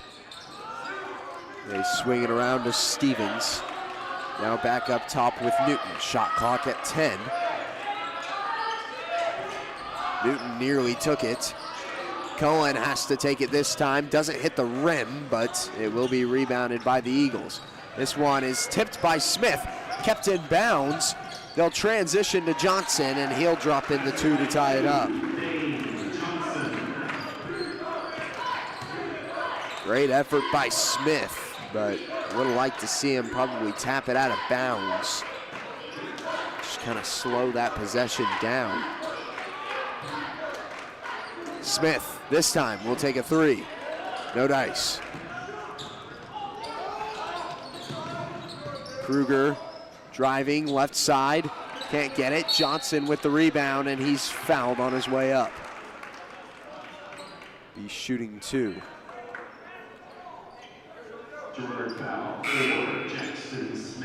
Looks like they called that foul on Jackson. I believe that's his first. And they called it on the floor, which is pretty surprising, actually. Which, from what I see, I did see Jackson kind of slap him before he went up, and so that's probably where they called it. Just usually when that ball is kind of going up, you just always see it as a shooting foul. I mean, not that it's a bad thing for the Trojans, just I was just surprised. Yeah. That's all. Looks like Buckingham will come in and Stevens will take a seat. So Stevens and Burke take a seat on the bench. Johnson kicks out. 3, no good. I find it definitely interesting how Coach Westcott has stayed with just the 7 guys on the floor, and even with the absence of Brokob, how there's no one else coming off the bench to really fill in that 8th man slot, as Coach Westcott has typically played 8 guys in a night. Schultz over to Buckingham. Now they work it inside. Newton back over to Schultz, and he gets the bucket. Breaks the tie once more. 26-24. 50 total points here in the first 2 quarters. And they work it inside. Good bucket there from Womack. 2 back-to-back good possessions from both teams with good passing inside. No more shot clock, 15 on the game clock. Schultz dribbles around and then swings it to Smith. Smith gets fouled. Nearly goes tumbling into the wall.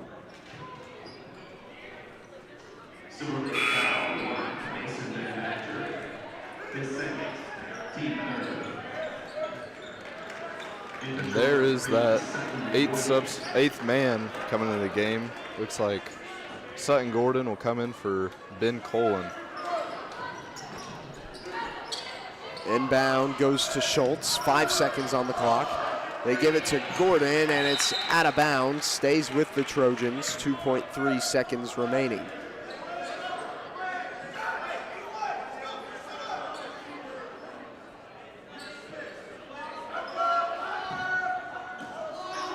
Inbound.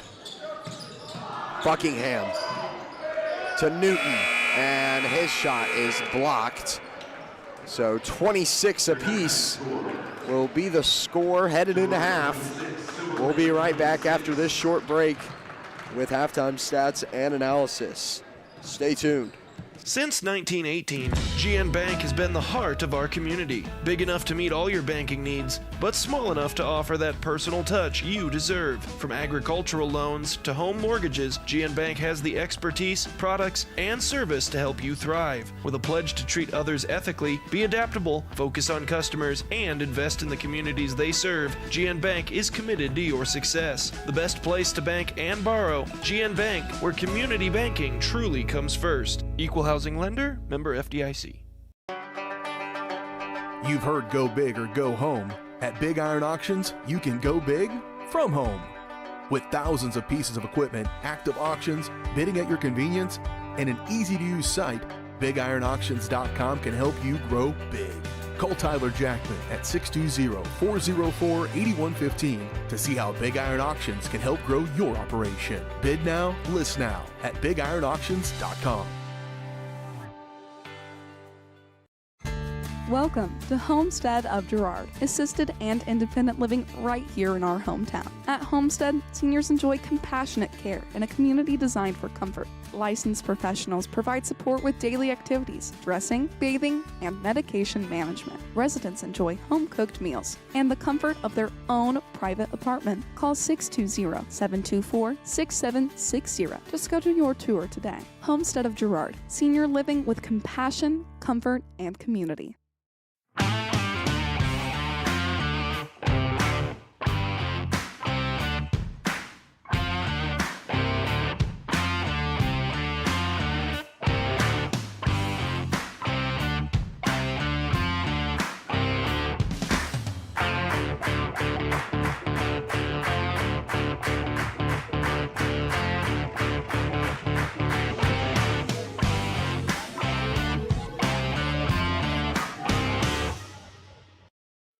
At Fort Scott Community College, we understand that a scary part of figuring out your future isn't only answering the question, what should I do, but where do I belong?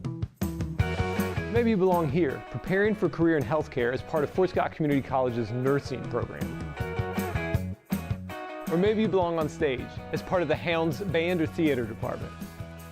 I don't know where you've been or where you're headed, but I know we're saving a spot for you because you belong at Fort Scott Community College. Hi, do you offer insurance bundling? Enter authentication code to start transaction. Where would I get the code? Please enter code. Okay. Sometimes humans are just more helpful. Wrong. Let's talk about bundling and see if there are other ways for you to save with the Super Check. That sounds great. Here, take a look. Farm Bureau Financial Services. It's your future. Let's protect it. Call Judd, Lori, Ginny, or Amber in Girard today.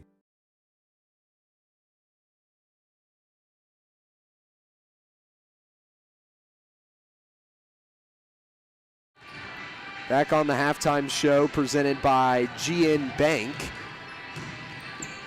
where they've been providing customers with the highest quality financial services in a friendly and personal way for over 100 years. Personal, business, or agricultural needs, turn to GN Bank. Learn more at gn-bank.com. And as we look back at the first half, Kennar Eye Care is here to make sure you can see what you're looking at.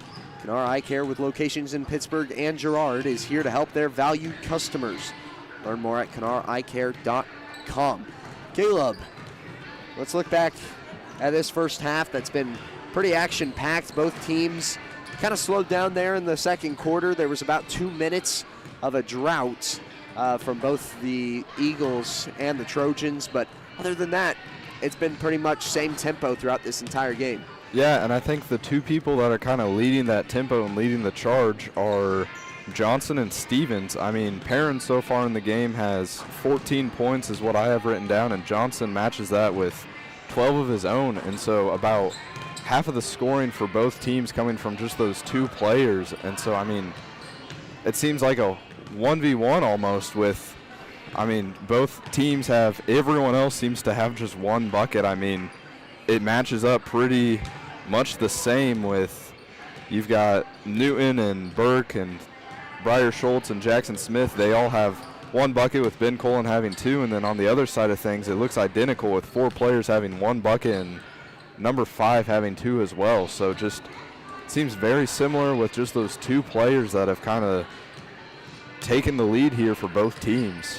Yeah, I mean, Johnson certainly is the guy to shut down, and we saw Silver Lake kind of start to trickle away there on that drought when Johnson was out of the game. And as well as Stevens, I believe both of them were out of the game during that drought, which kind of is a little self-explanatory as to why it occurred in the first place. But, you know, if you're Coach Westcott going into the second half, as cool as it is to have a guy who's kind of popping off and just doing everything himself, you got to get the other guys incorporated, and you got to get them fired up, because that's not what's going to get it done. You've got to be able to have anybody making shots, because eventually other teams going to catch on. They're going to start playing real close up on Perrin Stevens, and as the Trojans are going to do on Johnson as well. So both teams kind of in the same situation. I'm sure they had similar locker room talks saying, hey, pretty solid first half. we went out there, we scored, could probably play a little bit better on defense, get a couple of boards, get a couple more boards than we did. But like I said, this conversation's on both sides. You know, both sides are getting about the even amount of boards, about even amount of steals, even amount of points, even amount of defensive stops. So it just comes down to who can start to get that one up, who can start to get that one extra possession, that one extra rebound, or that one extra steal, you know. And I mean, so far, I think the scoring has been great for the Trojans also. With whenever they have opportunities, they're getting good looks at the rim and they're making their shots. It's just kind of back and forth, and you almost want, I don't know. They've been playing good defense too. It's just, it's hard to say that you want your defense to be better because they've been playing great already. It's just kind of that mix of your offense is, you're high scoring, your defense is doing good. It's just kind of back and forth so far, and Silver Lake seems to be matching everything you're doing. And I think the big thing for the Trojans is how, I don't want to say easily they're getting to the rim, because there are definitely possessions where it's been a struggle, but coming down the court with Silver Lake's full press, I think the Trojans have been really great about kind of avoiding that, and they haven't had any steals from the press so far, and they've been really great about getting the ball down the court and almost kind of getting ahead of these Silver Lake boys. So I think the big thing is just kind of continuing what you're doing with maybe making a couple of tweaks here and there for the defensive side of things. Yeah, I don't even know if I'd make any tweaks to anything as much as I'd just say, hey, we need to be able to incorporate the ball to other guys, and when you get the ball, you got to score. I mean, if you're going to take a shot, it's got to go in. So don't be taking shots that you don't think you can get into the bucket, and if it doesn't go in, we best be getting the board. You know, on offense, you've got to be able to score pretty much what feels like every single possession to try and keep up. But like I said, this conversation goes for both sides. I mean, they're both in the same exact situation. It's just going to be who breaks first, who stops scoring, who hits a drought, or who hits a big acceleration and just seems unstoppable on offense. And that big stop or that big drought might just be whichever team can really limit Perrin Stevens or Johnson. I mean, it just kind of depends on which player will slow down and how the teams will react to it. Yeah, well, with that, we're just a couple of moments out from the second half. Those halftime stats were brought to you by B&B Excavating. The numbers don't lie. Dirt is heavy, so trust the guys at B&B Excavating to move what needs moving. Specializing in septic systems, waterline install and repair, driveways, rock hauling, and leveling. B&B Excavating, call 620-724-2725.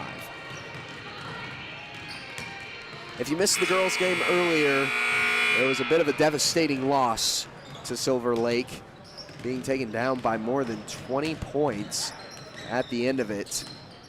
Just not the way that they wanted that game to go. Coach Urlacher had talked to us after the Ottawa game on Tuesday about how that is a state-level game, and I would say that Silver Lake team was certainly a prime example of that as well. So this is kind of a good taste, just another reminder, a good taste for both of these teams, the girls and the guys, as to what they're going to be getting here when they come down to the postseason and are trying to make a push deep into the postseason. And that's what, I mean, we've talked about how the girls had kind of a rough schedule to get where they were at. I mean, we had said that in their last 4 games they've gone 1-3, and the boys have gone, is it 2-1 so far? And then, yeah, depending on how this game goes, 1-2 in the last 3. Yeah, because they've got that. They lost to Front now. Yeah, they beat Riverton, and that's the only big separation between the boys and the girls in these last 3 games. And so just for both of these teams, a rough stretch of games, and it'll be big to see how they can react and how they'll be able to play in the playoffs compared to playing now against some of these more competitive teams. Third quarter underway, 7:30. Johnson trying to drive, and he loses the ball, but it's picked back up. Swinging it across court. Kraus for 3. Or excuse me, not Kraus, Rooks. They kick back out. Kruger now around to Miller, and they'll reset.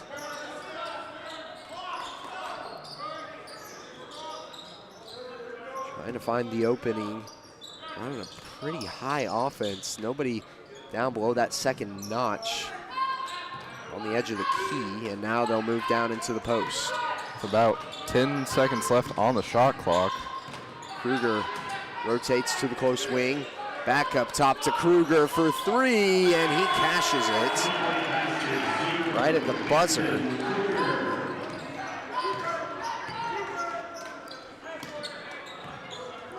Now Buckingham over to Stevens. Swings it back. Burke, and back around to Stevens. Inside, Burke, in the key, good for two. And I mean, that is what I expect from Harrison every single time. The way he plays is just so fundamental down low. Underneath to Kruger, his shot fading away, no good.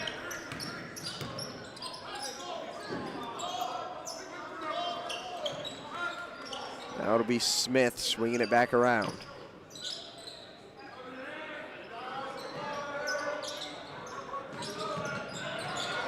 And another takeaway by the Eagles.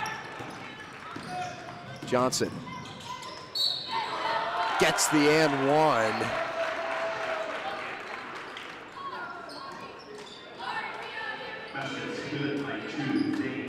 So he will get a free throw.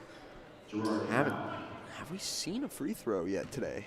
I don't have any. I believe that is the first free throw of the game. Still had no made free throws. This one is tipped out of bounds. Sticks with the Trojans.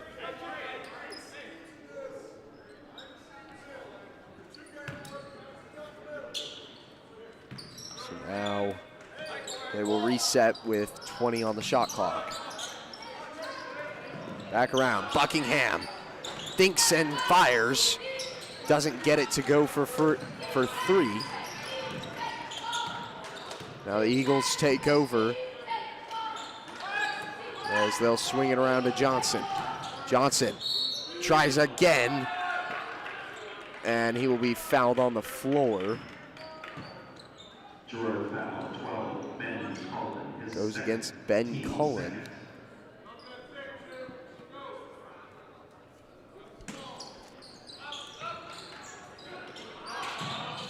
And inbound, good for two, as the Eagles extend to a 5-point lead. Things starting to slow down here for both of these squads. Smith tries to fight through physicality, but he will be fouled on a late whistle. And before all the foul, I mean, that was great passing from Girard. It seemed like every single one of the guys touched the ball before Jackson made the shot attempt. His second, team first.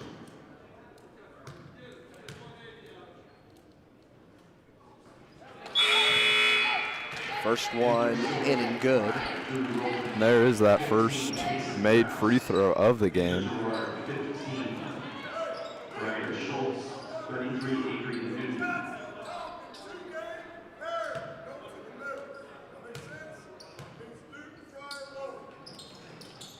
And 2 for 2. Smith brings it back to a one-possession game.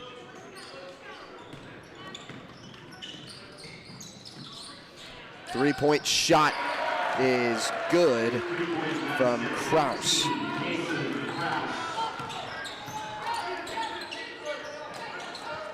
So now back up to a 6-point game, which is one of the larger leads that we've seen today, if not the largest. Newton, close side, swing it back around. Schultz. Cullen to Stevens. Stevens works it in. Back out, Schultz, Cullen trying to work in the paint, and his shot won't fall. Eagles on a fast break. They'll go up and nothing there. Rooks grabs high glass. For the Trojans here, you want to try to get scoring going again, and you don't want to let the Silver Lake team kind of start to get away from you in this third quarter. and have to crawl your way back in the fourth.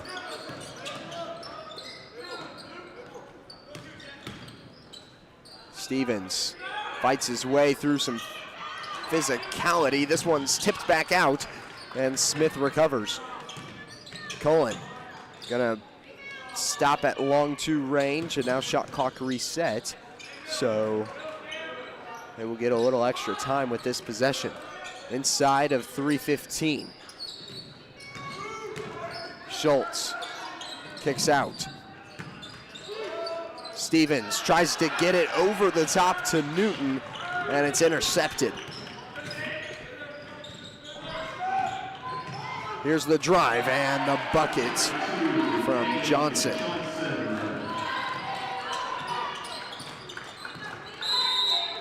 And timeout called by Coach Westcott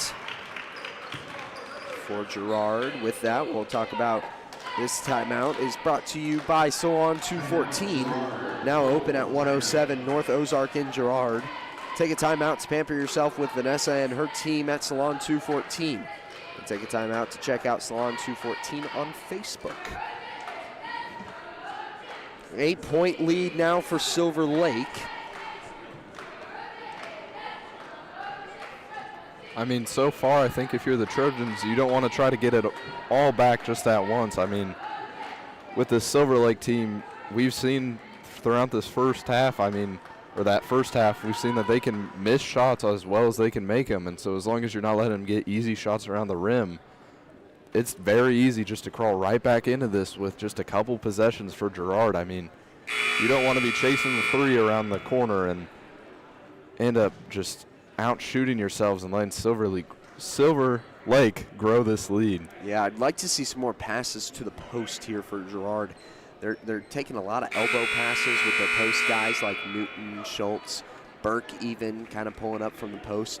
I'd like to see them, or from the elbow, I'd like to see them drop down to that block.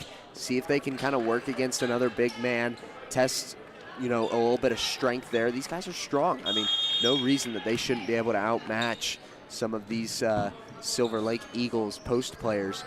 And just keep moving. Keep moving on offense. And, the big thing for Girard tonight is that they're able to maintain that physicality. And without that presence of Blake Brokaw being in the game, that's one of the people that he'll always bring the aggression and bring the physicality. And so I think the Trojans, even without him, have done a great job of keeping with it and still playing down low physically. One of the other things that I'm noticing is that there's not a lot of movement with this offense for Girard, at least not on that possession, except when the ball moves, and they're just kind of moving laterally. I like to see a little bit of loops, some hooks, trying to get in, set some screens, get some men off of your teammates so that you can create some space, especially underneath. Get those underneath buckets. Those seem to be some of your best shots, especially with the height. Smith's shot off the mark.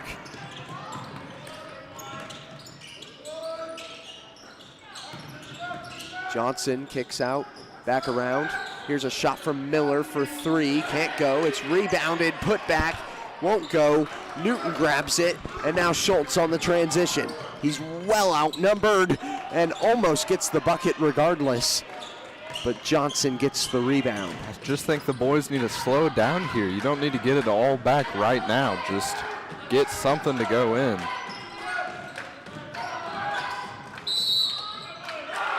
And a control foul there.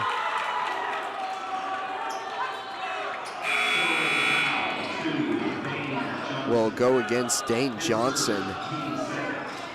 That will only be his first foul. I gotta say, I am a little bit surprised that one got called. It didn't look super physical underneath, but it's a good job by Cullen to set his feet. Obviously enough force to knock him over, or at least he did a great job selling it and got the foul called. Turnover back to Girard.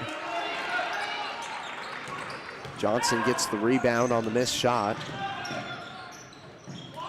Here's the 3. No good. And we've got something.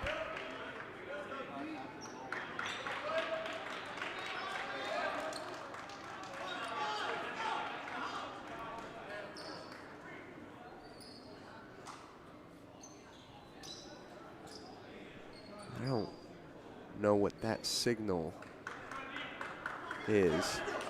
There was yelling from the stands and something the refs must have saw.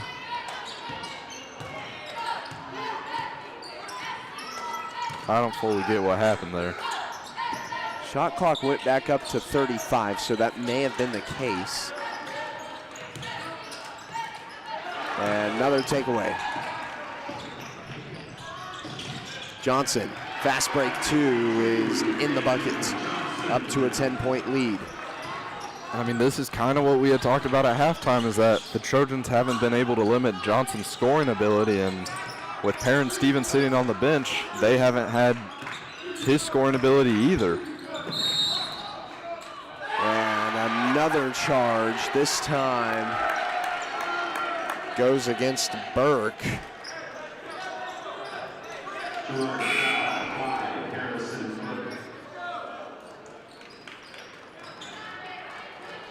It's Burke's third. His third, team second.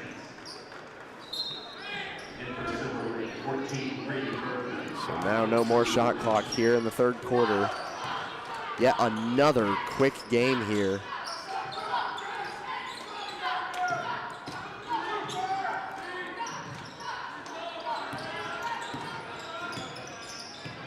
So move it around the perimeter.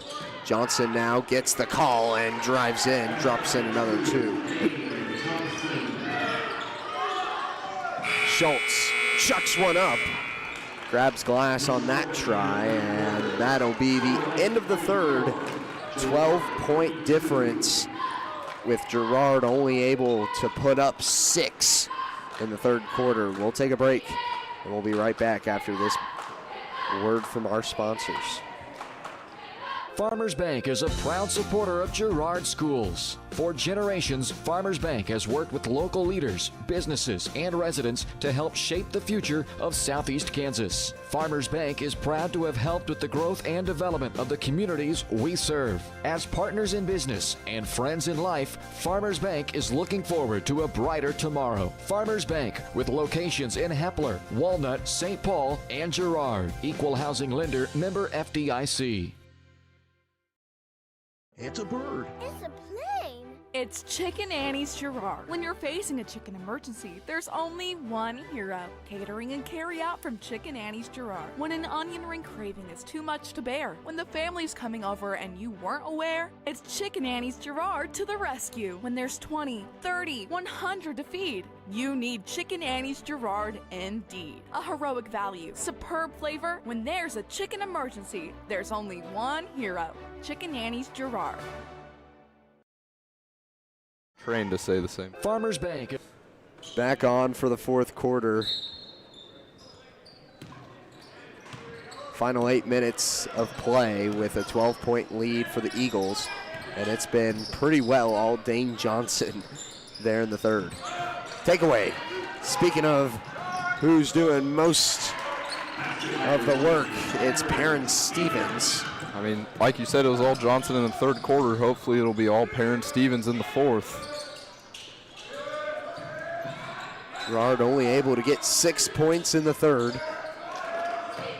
And those were pretty early on as well. Just really got shut down late. Eagles kick out, three-pointer, no good. Rebound Johnson, it's blocked. Stevens couldn't gather the rebound. They kick back out.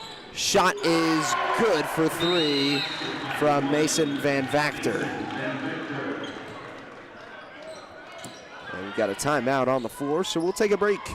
We'll be right back after this. Since 1918, GN Bank has been the heart of our community. Big enough to meet all your banking needs, but small enough to offer that personal touch you deserve. From agricultural loans to home mortgages, GN Bank has the expertise, products, and service to help you thrive. With a pledge to treat others ethically, be adaptable, focus on customers, and invest in the communities they serve, GN Bank is committed to your success. The best place to bank and borrow, GN Bank, where community banking truly comes first. Equal housing lender, member FDIC. Call's service is outstanding in their field, especially for those that are stuck, well, outstanding in their field. Call's carries a wide selection of farm, industrial, and heavy-duty tires, all from the best brands in the business. And they've got farm service trucks ready to go. Plus, Call's continues to be the place folks go for car and truck tires, repairs, oil changes, and so much more. If you're in the market for new tires in Southeast Kansas, make the right call to Call's Service, 620-724-4121. See more at callservicellc.com. Girard works it across midcourt.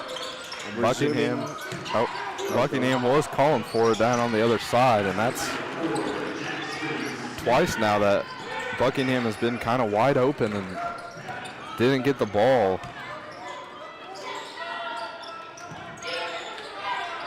Transition over to Kruger. Kruger back around. And back to Kruger for three. He can't connect. And the save goes into the arms of Buckingham. Stevens passes it away. Smith drops in a two. Back inside to single digits for the Trojans. Fast break points have been their friend.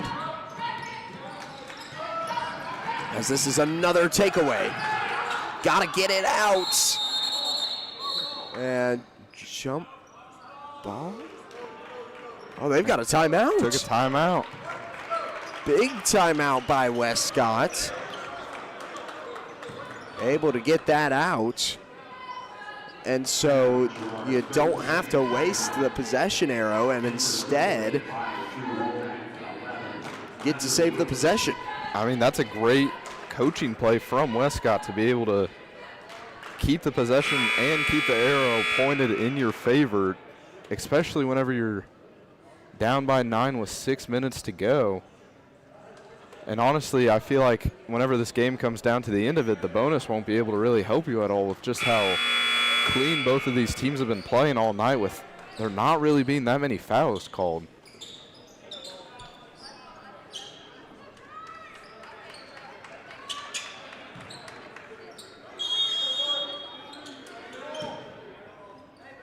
Smith gets the inbound.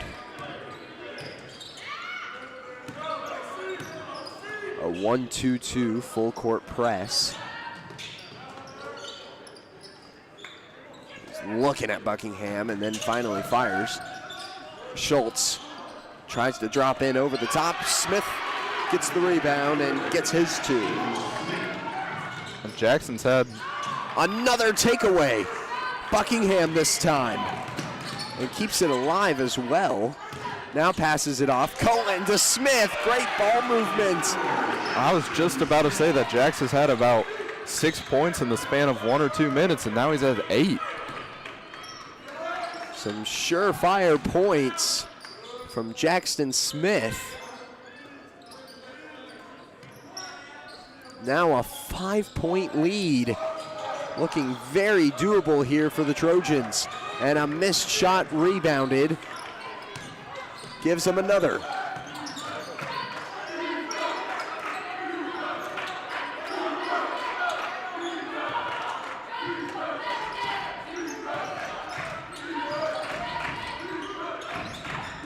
Buckingham drives, tosses it over to Schultz, and he gets the two this time. On quite the run here.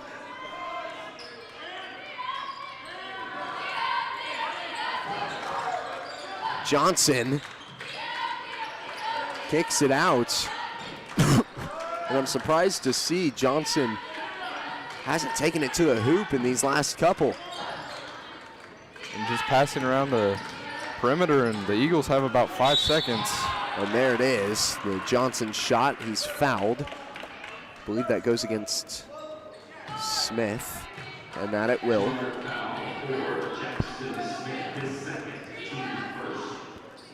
So Smith gets his second foul and will make Johnson earn these 2 points. Gets the first. Looks like with that foul on Jackson Smith, Newton will come into the game, and I mean, if you're Coach Westcott, I'm not sure if you would want to take out Jackson at this time with how efficient he's been in these last couple of minutes scoring-wise.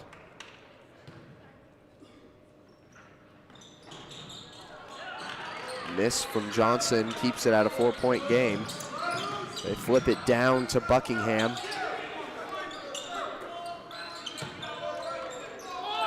And now back around. Buckingham for three. In and out. Cullen gets the putback.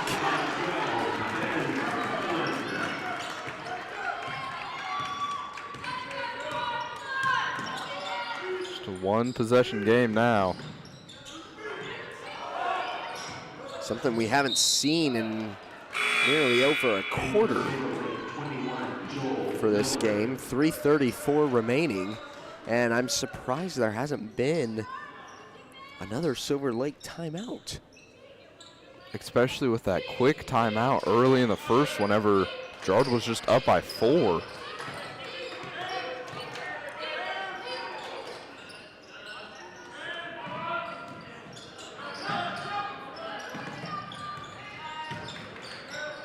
And this time, no good on the 2, but the rebound is good. That time from Bergman. Trojans continue to swing it around. Buckingham to Stevens. Stevens trying to drive the baseline, takes a floater, won't go. Newton gets the rebound and kicks out. Buckingham for 3, gets it. Briggs Buckingham brings it to a 1-point game. Move it inside, back out to Miller. His pass cross court, Kruger back around, top of the key with Johnson, and he drills a 3. Big answer from Dane Johnson. Inside of 2 minutes and 30 seconds.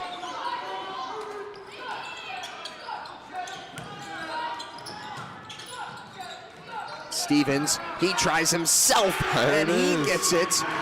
52-53, and out of bounds. What a blunder by the Eagles.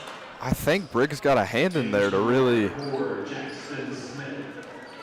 I had looked down and it's Trojan ball.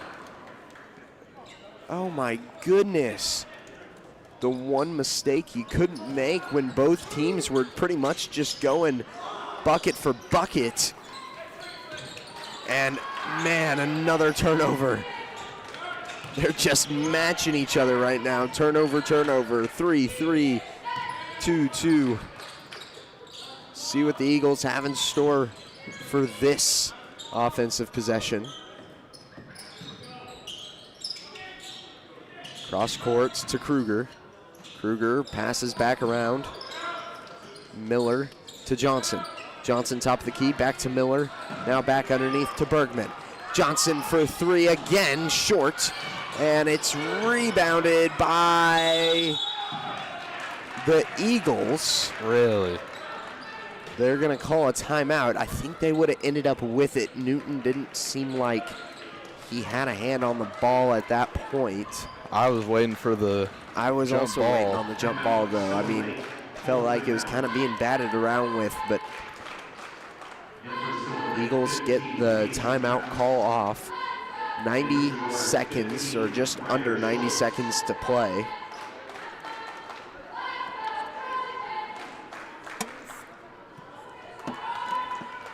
One-point game. And if you're the Eagles, you need at least 2 here. But if you're the Trojans, a stop and a score, you're sitting good. I think I agree with you. I mean, you don't want the Eagles to score here with, I mean, the Trojans are down by 1, I believe. I honestly can't, it's hard to tell without knowing. I believe Girard is the home team, so down by 1, your biggest thing here is just you don't want to let them score. I mean, Trojans have put up 20 points in this quarter as opposed to their 6 in the third, which is just crazy to think about. Has brought them back into this game substantially, and they still have a minute and a half to go. I mean, it kind of seems like the two teams just flipped.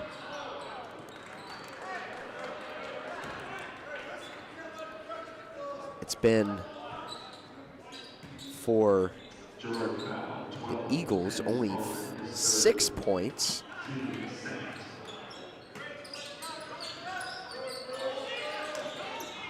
And this inbound is taken away by Schultz. And he tries to pass it, but was the first one to touch it. So call a travel on him.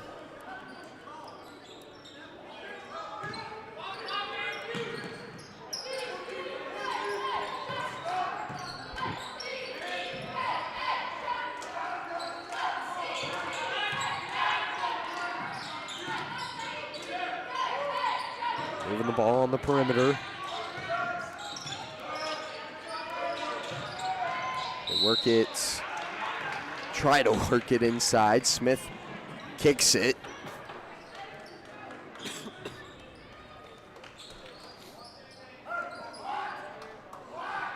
With this, I mean, the Eagles have had the ball for about 20 seconds. This shot blocked. Smith gets the rebound. Dishes it away to Cullen.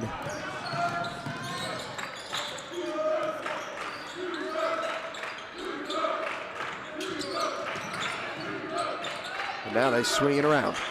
Buckingham. Back out, Stevens. Over to Schultz. 10 seconds left on the shot clock. Buckingham floater to take the lead, can't get it. And now a foul called on Smith.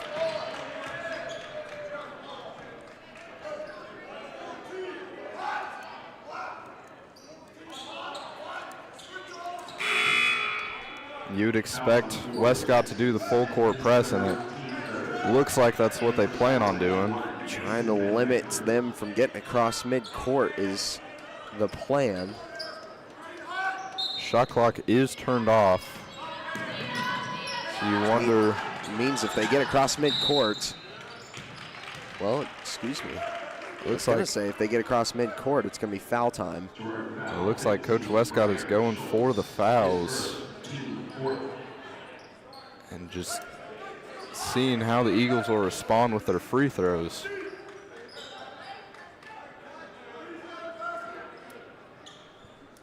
Up to 4 fouls now. The inbound. And Johnson will be fouled, so he'll be sent to the line. Made one on his 2 attempts earlier. Or, no. Yes. Made one on his 2 attempts earlier. Had an and one before that. And I don't believe he made it. I think you're correct, was that he was the first one to shoot, and now. So now they're going to have him get checked out as he might be appears to have some blood on his left arm. He was rubbing it after that foul from Cullen. I wonder if maybe a fingernail got him. Oh, man. That's quite a bit of blood. See it from here. Yeah, that is. It looks painful, actually. I don't think there's much that he can do about that, actually. No, and I know he can't enter the court while he's bleeding, so they're going to call a timeout to get this figured out. 26 seconds left. He's got 2 free throws coming up.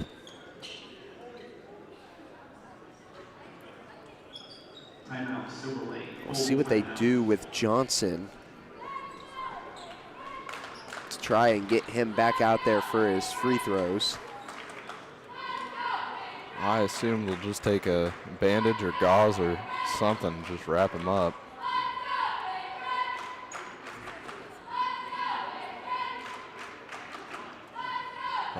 Drake, for the Trojans here, what do you think they need to do to come out with a win here, being down by 1, while, I mean, you could call Johnson the best player for this Silver Lake team. He's at the line. He has 2 free throws.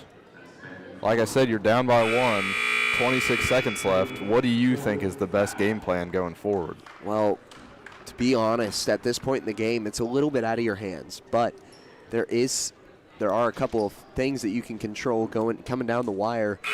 Of course, you got to make it on your next possession. You got to get points, whether that's and you got to get the right number. So if you can afford a 2, if you're only down by 2, you get the 2, and if you're down by 3, you got to get the 3. So that's number 1, or that's number 2. The first thing is, you got to get the rebound. If there's a missed free throw here on the second try and they do not reel in the rebound, this game is pretty close to over. I mean, or for that matter, it's out of your hands at that point. So it's a matter of seeing what Johnson does here, which he makes the first, which was expected. You expect shooters, you can't expect them to miss.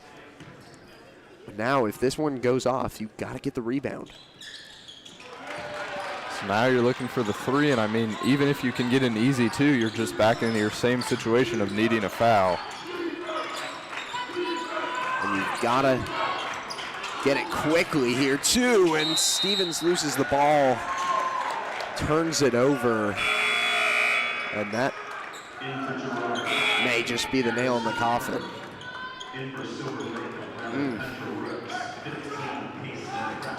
Painful.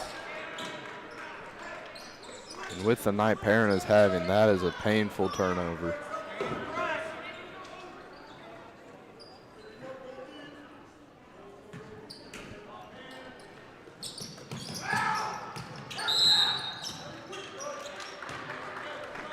"13 seconds after the foul from Burke.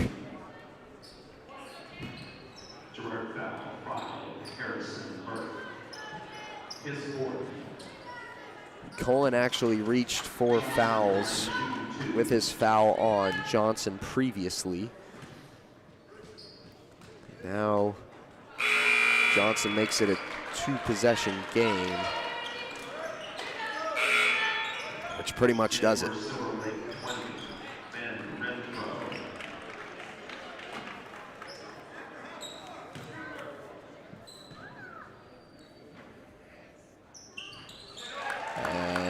Extends it further. 5-point game. They're going to play this one to the whistle. Hand it off. Buckingham for 3. Doesn't get it. That would have been the one to keep it alive. Cullen, his 3 off the mark. And no good. It'll be a 5-point game at the buzzer. 57-52 is the final score.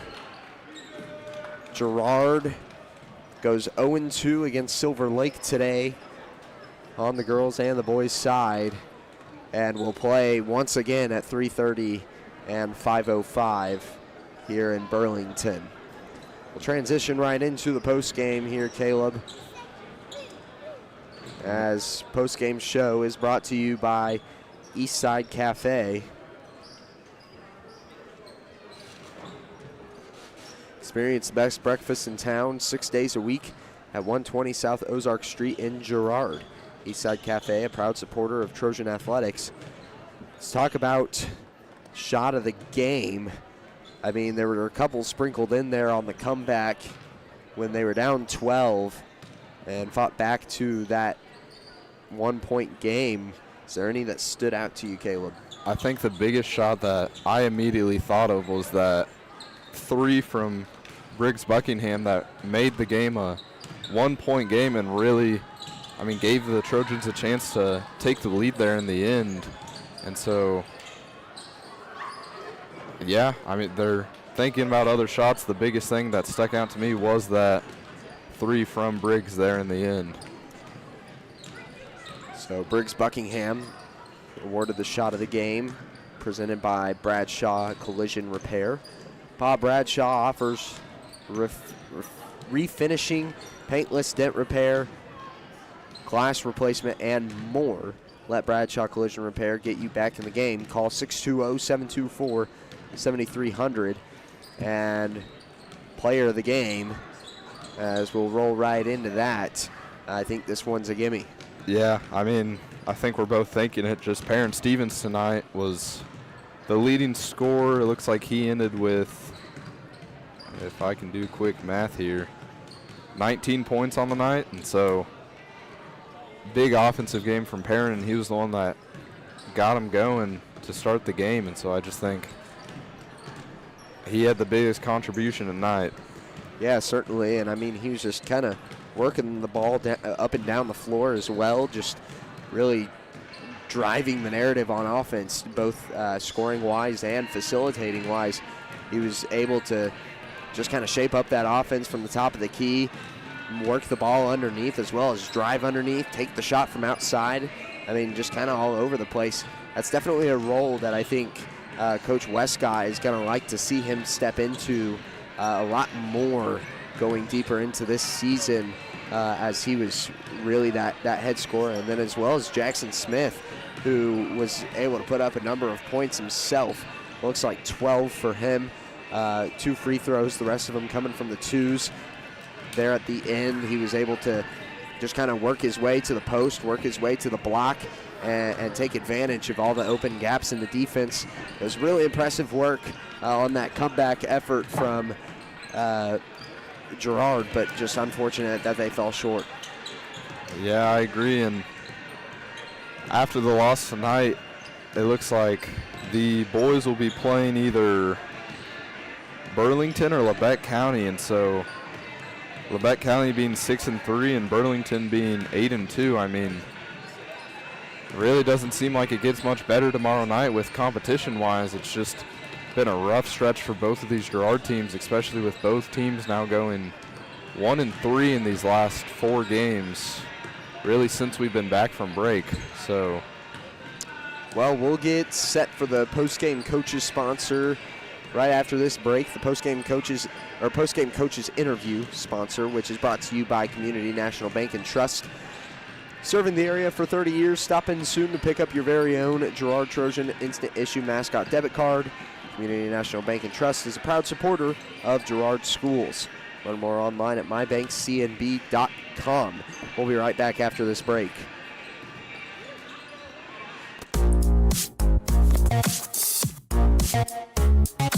Hold on.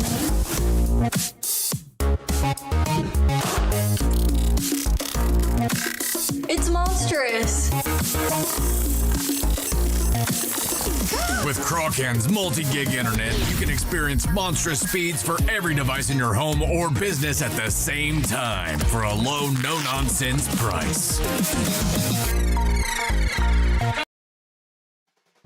At the Farm and Ranch Division of the 4-State Agency, we're a team of experts who genuinely care about you and your farming operation. That's why whether it's a visit to your farm or a friendly chat at our office, we're committed to delivering the service you deserve. Our team is fully licensed in both crop insurance and LRP, allowing us to cover your entire farming operation across Kansas, Missouri, Oklahoma, and Arkansas. Contact us today to see how we can help. Chicken Annie's of Girard is something to crow about. Their family-style restaurant continues a Southeast Kansas tradition with their specialty fried chicken, plus famous homemade onion rings, chicken and noodles, and so much more. And of course, their delicious homemade pies. Dine in or carry out available. Chicken Annie's of Girard has the best value, flavor, and service in the area. Stop in soon or call for catering. 620-724-4090. Here with Coach Wes Scott of the Girard Trojans after the game here today. Coach, you had a tough streak of some really tough opponents here the last couple of weeks. You managed to get that one win off of Riverton in the last 2 weeks, but other than that, it's just kind of been a little bit slow. What is it that you're looking forward to going into the heart of your schedule here in the next couple of weeks? Well, first, I'm proud of our kids tonight. Yeah. Tuesday night, I was sick of my stomach, and anybody that watched it probably was too. So our kids would probably tell you the same thing. It's one we didn't go back and watch because it was so ugly that I didn't want to relive it. So I was very pleased tonight. Our kids come out. We competed hard. We give ourselves an opportunity. We were right there at the end, and we had a couple turnovers that hurt us here and there, and an offensive board here and there. It comes down to those little things that we keep preaching. And I will say this: our kids are receptive to that. That we're getting better at it. The first half tonight is probably the best half of basketball we played. Now, our third quarter, I probably shouldn't have went in at halftime because the third quarter was awful. But and you got to give them a lot of credit. They got a nice team. That number 2, he's a dude. I don't know how many he ended up with tonight, but he can score the ball, and he's a handful. But Ben did a pretty good job on him, but, man, he's tough for one guy to handle. So proud of our kids, the way they competed tonight. We got to get home and get off our legs, get some food in us, and get back up here and get after it again tomorrow. Yeah, So, there in the fourth quarter, you guys started to shape up that comeback and really pushed on those fast break points. Is there something that you said in that in those timeouts or in those breaks that really well, you think we dug ourselves a hole, and to give ourselves a chance, we had to take some chances on the defensive end. And, it paid off a little bit. We got some tips and some run-outs. Probably should have done it a little bit earlier. But, we're still learning. I'm still learning. So it's one of those things we continue to get better every night. And like I said, I can live with this effort tonight. Kids played hard, competed hard, and did some good things. Hopefully we will learn from this and bring that kind of effort again tomorrow night. Yeah, you play tomorrow. What is there something that, I know you keep talking about the effort.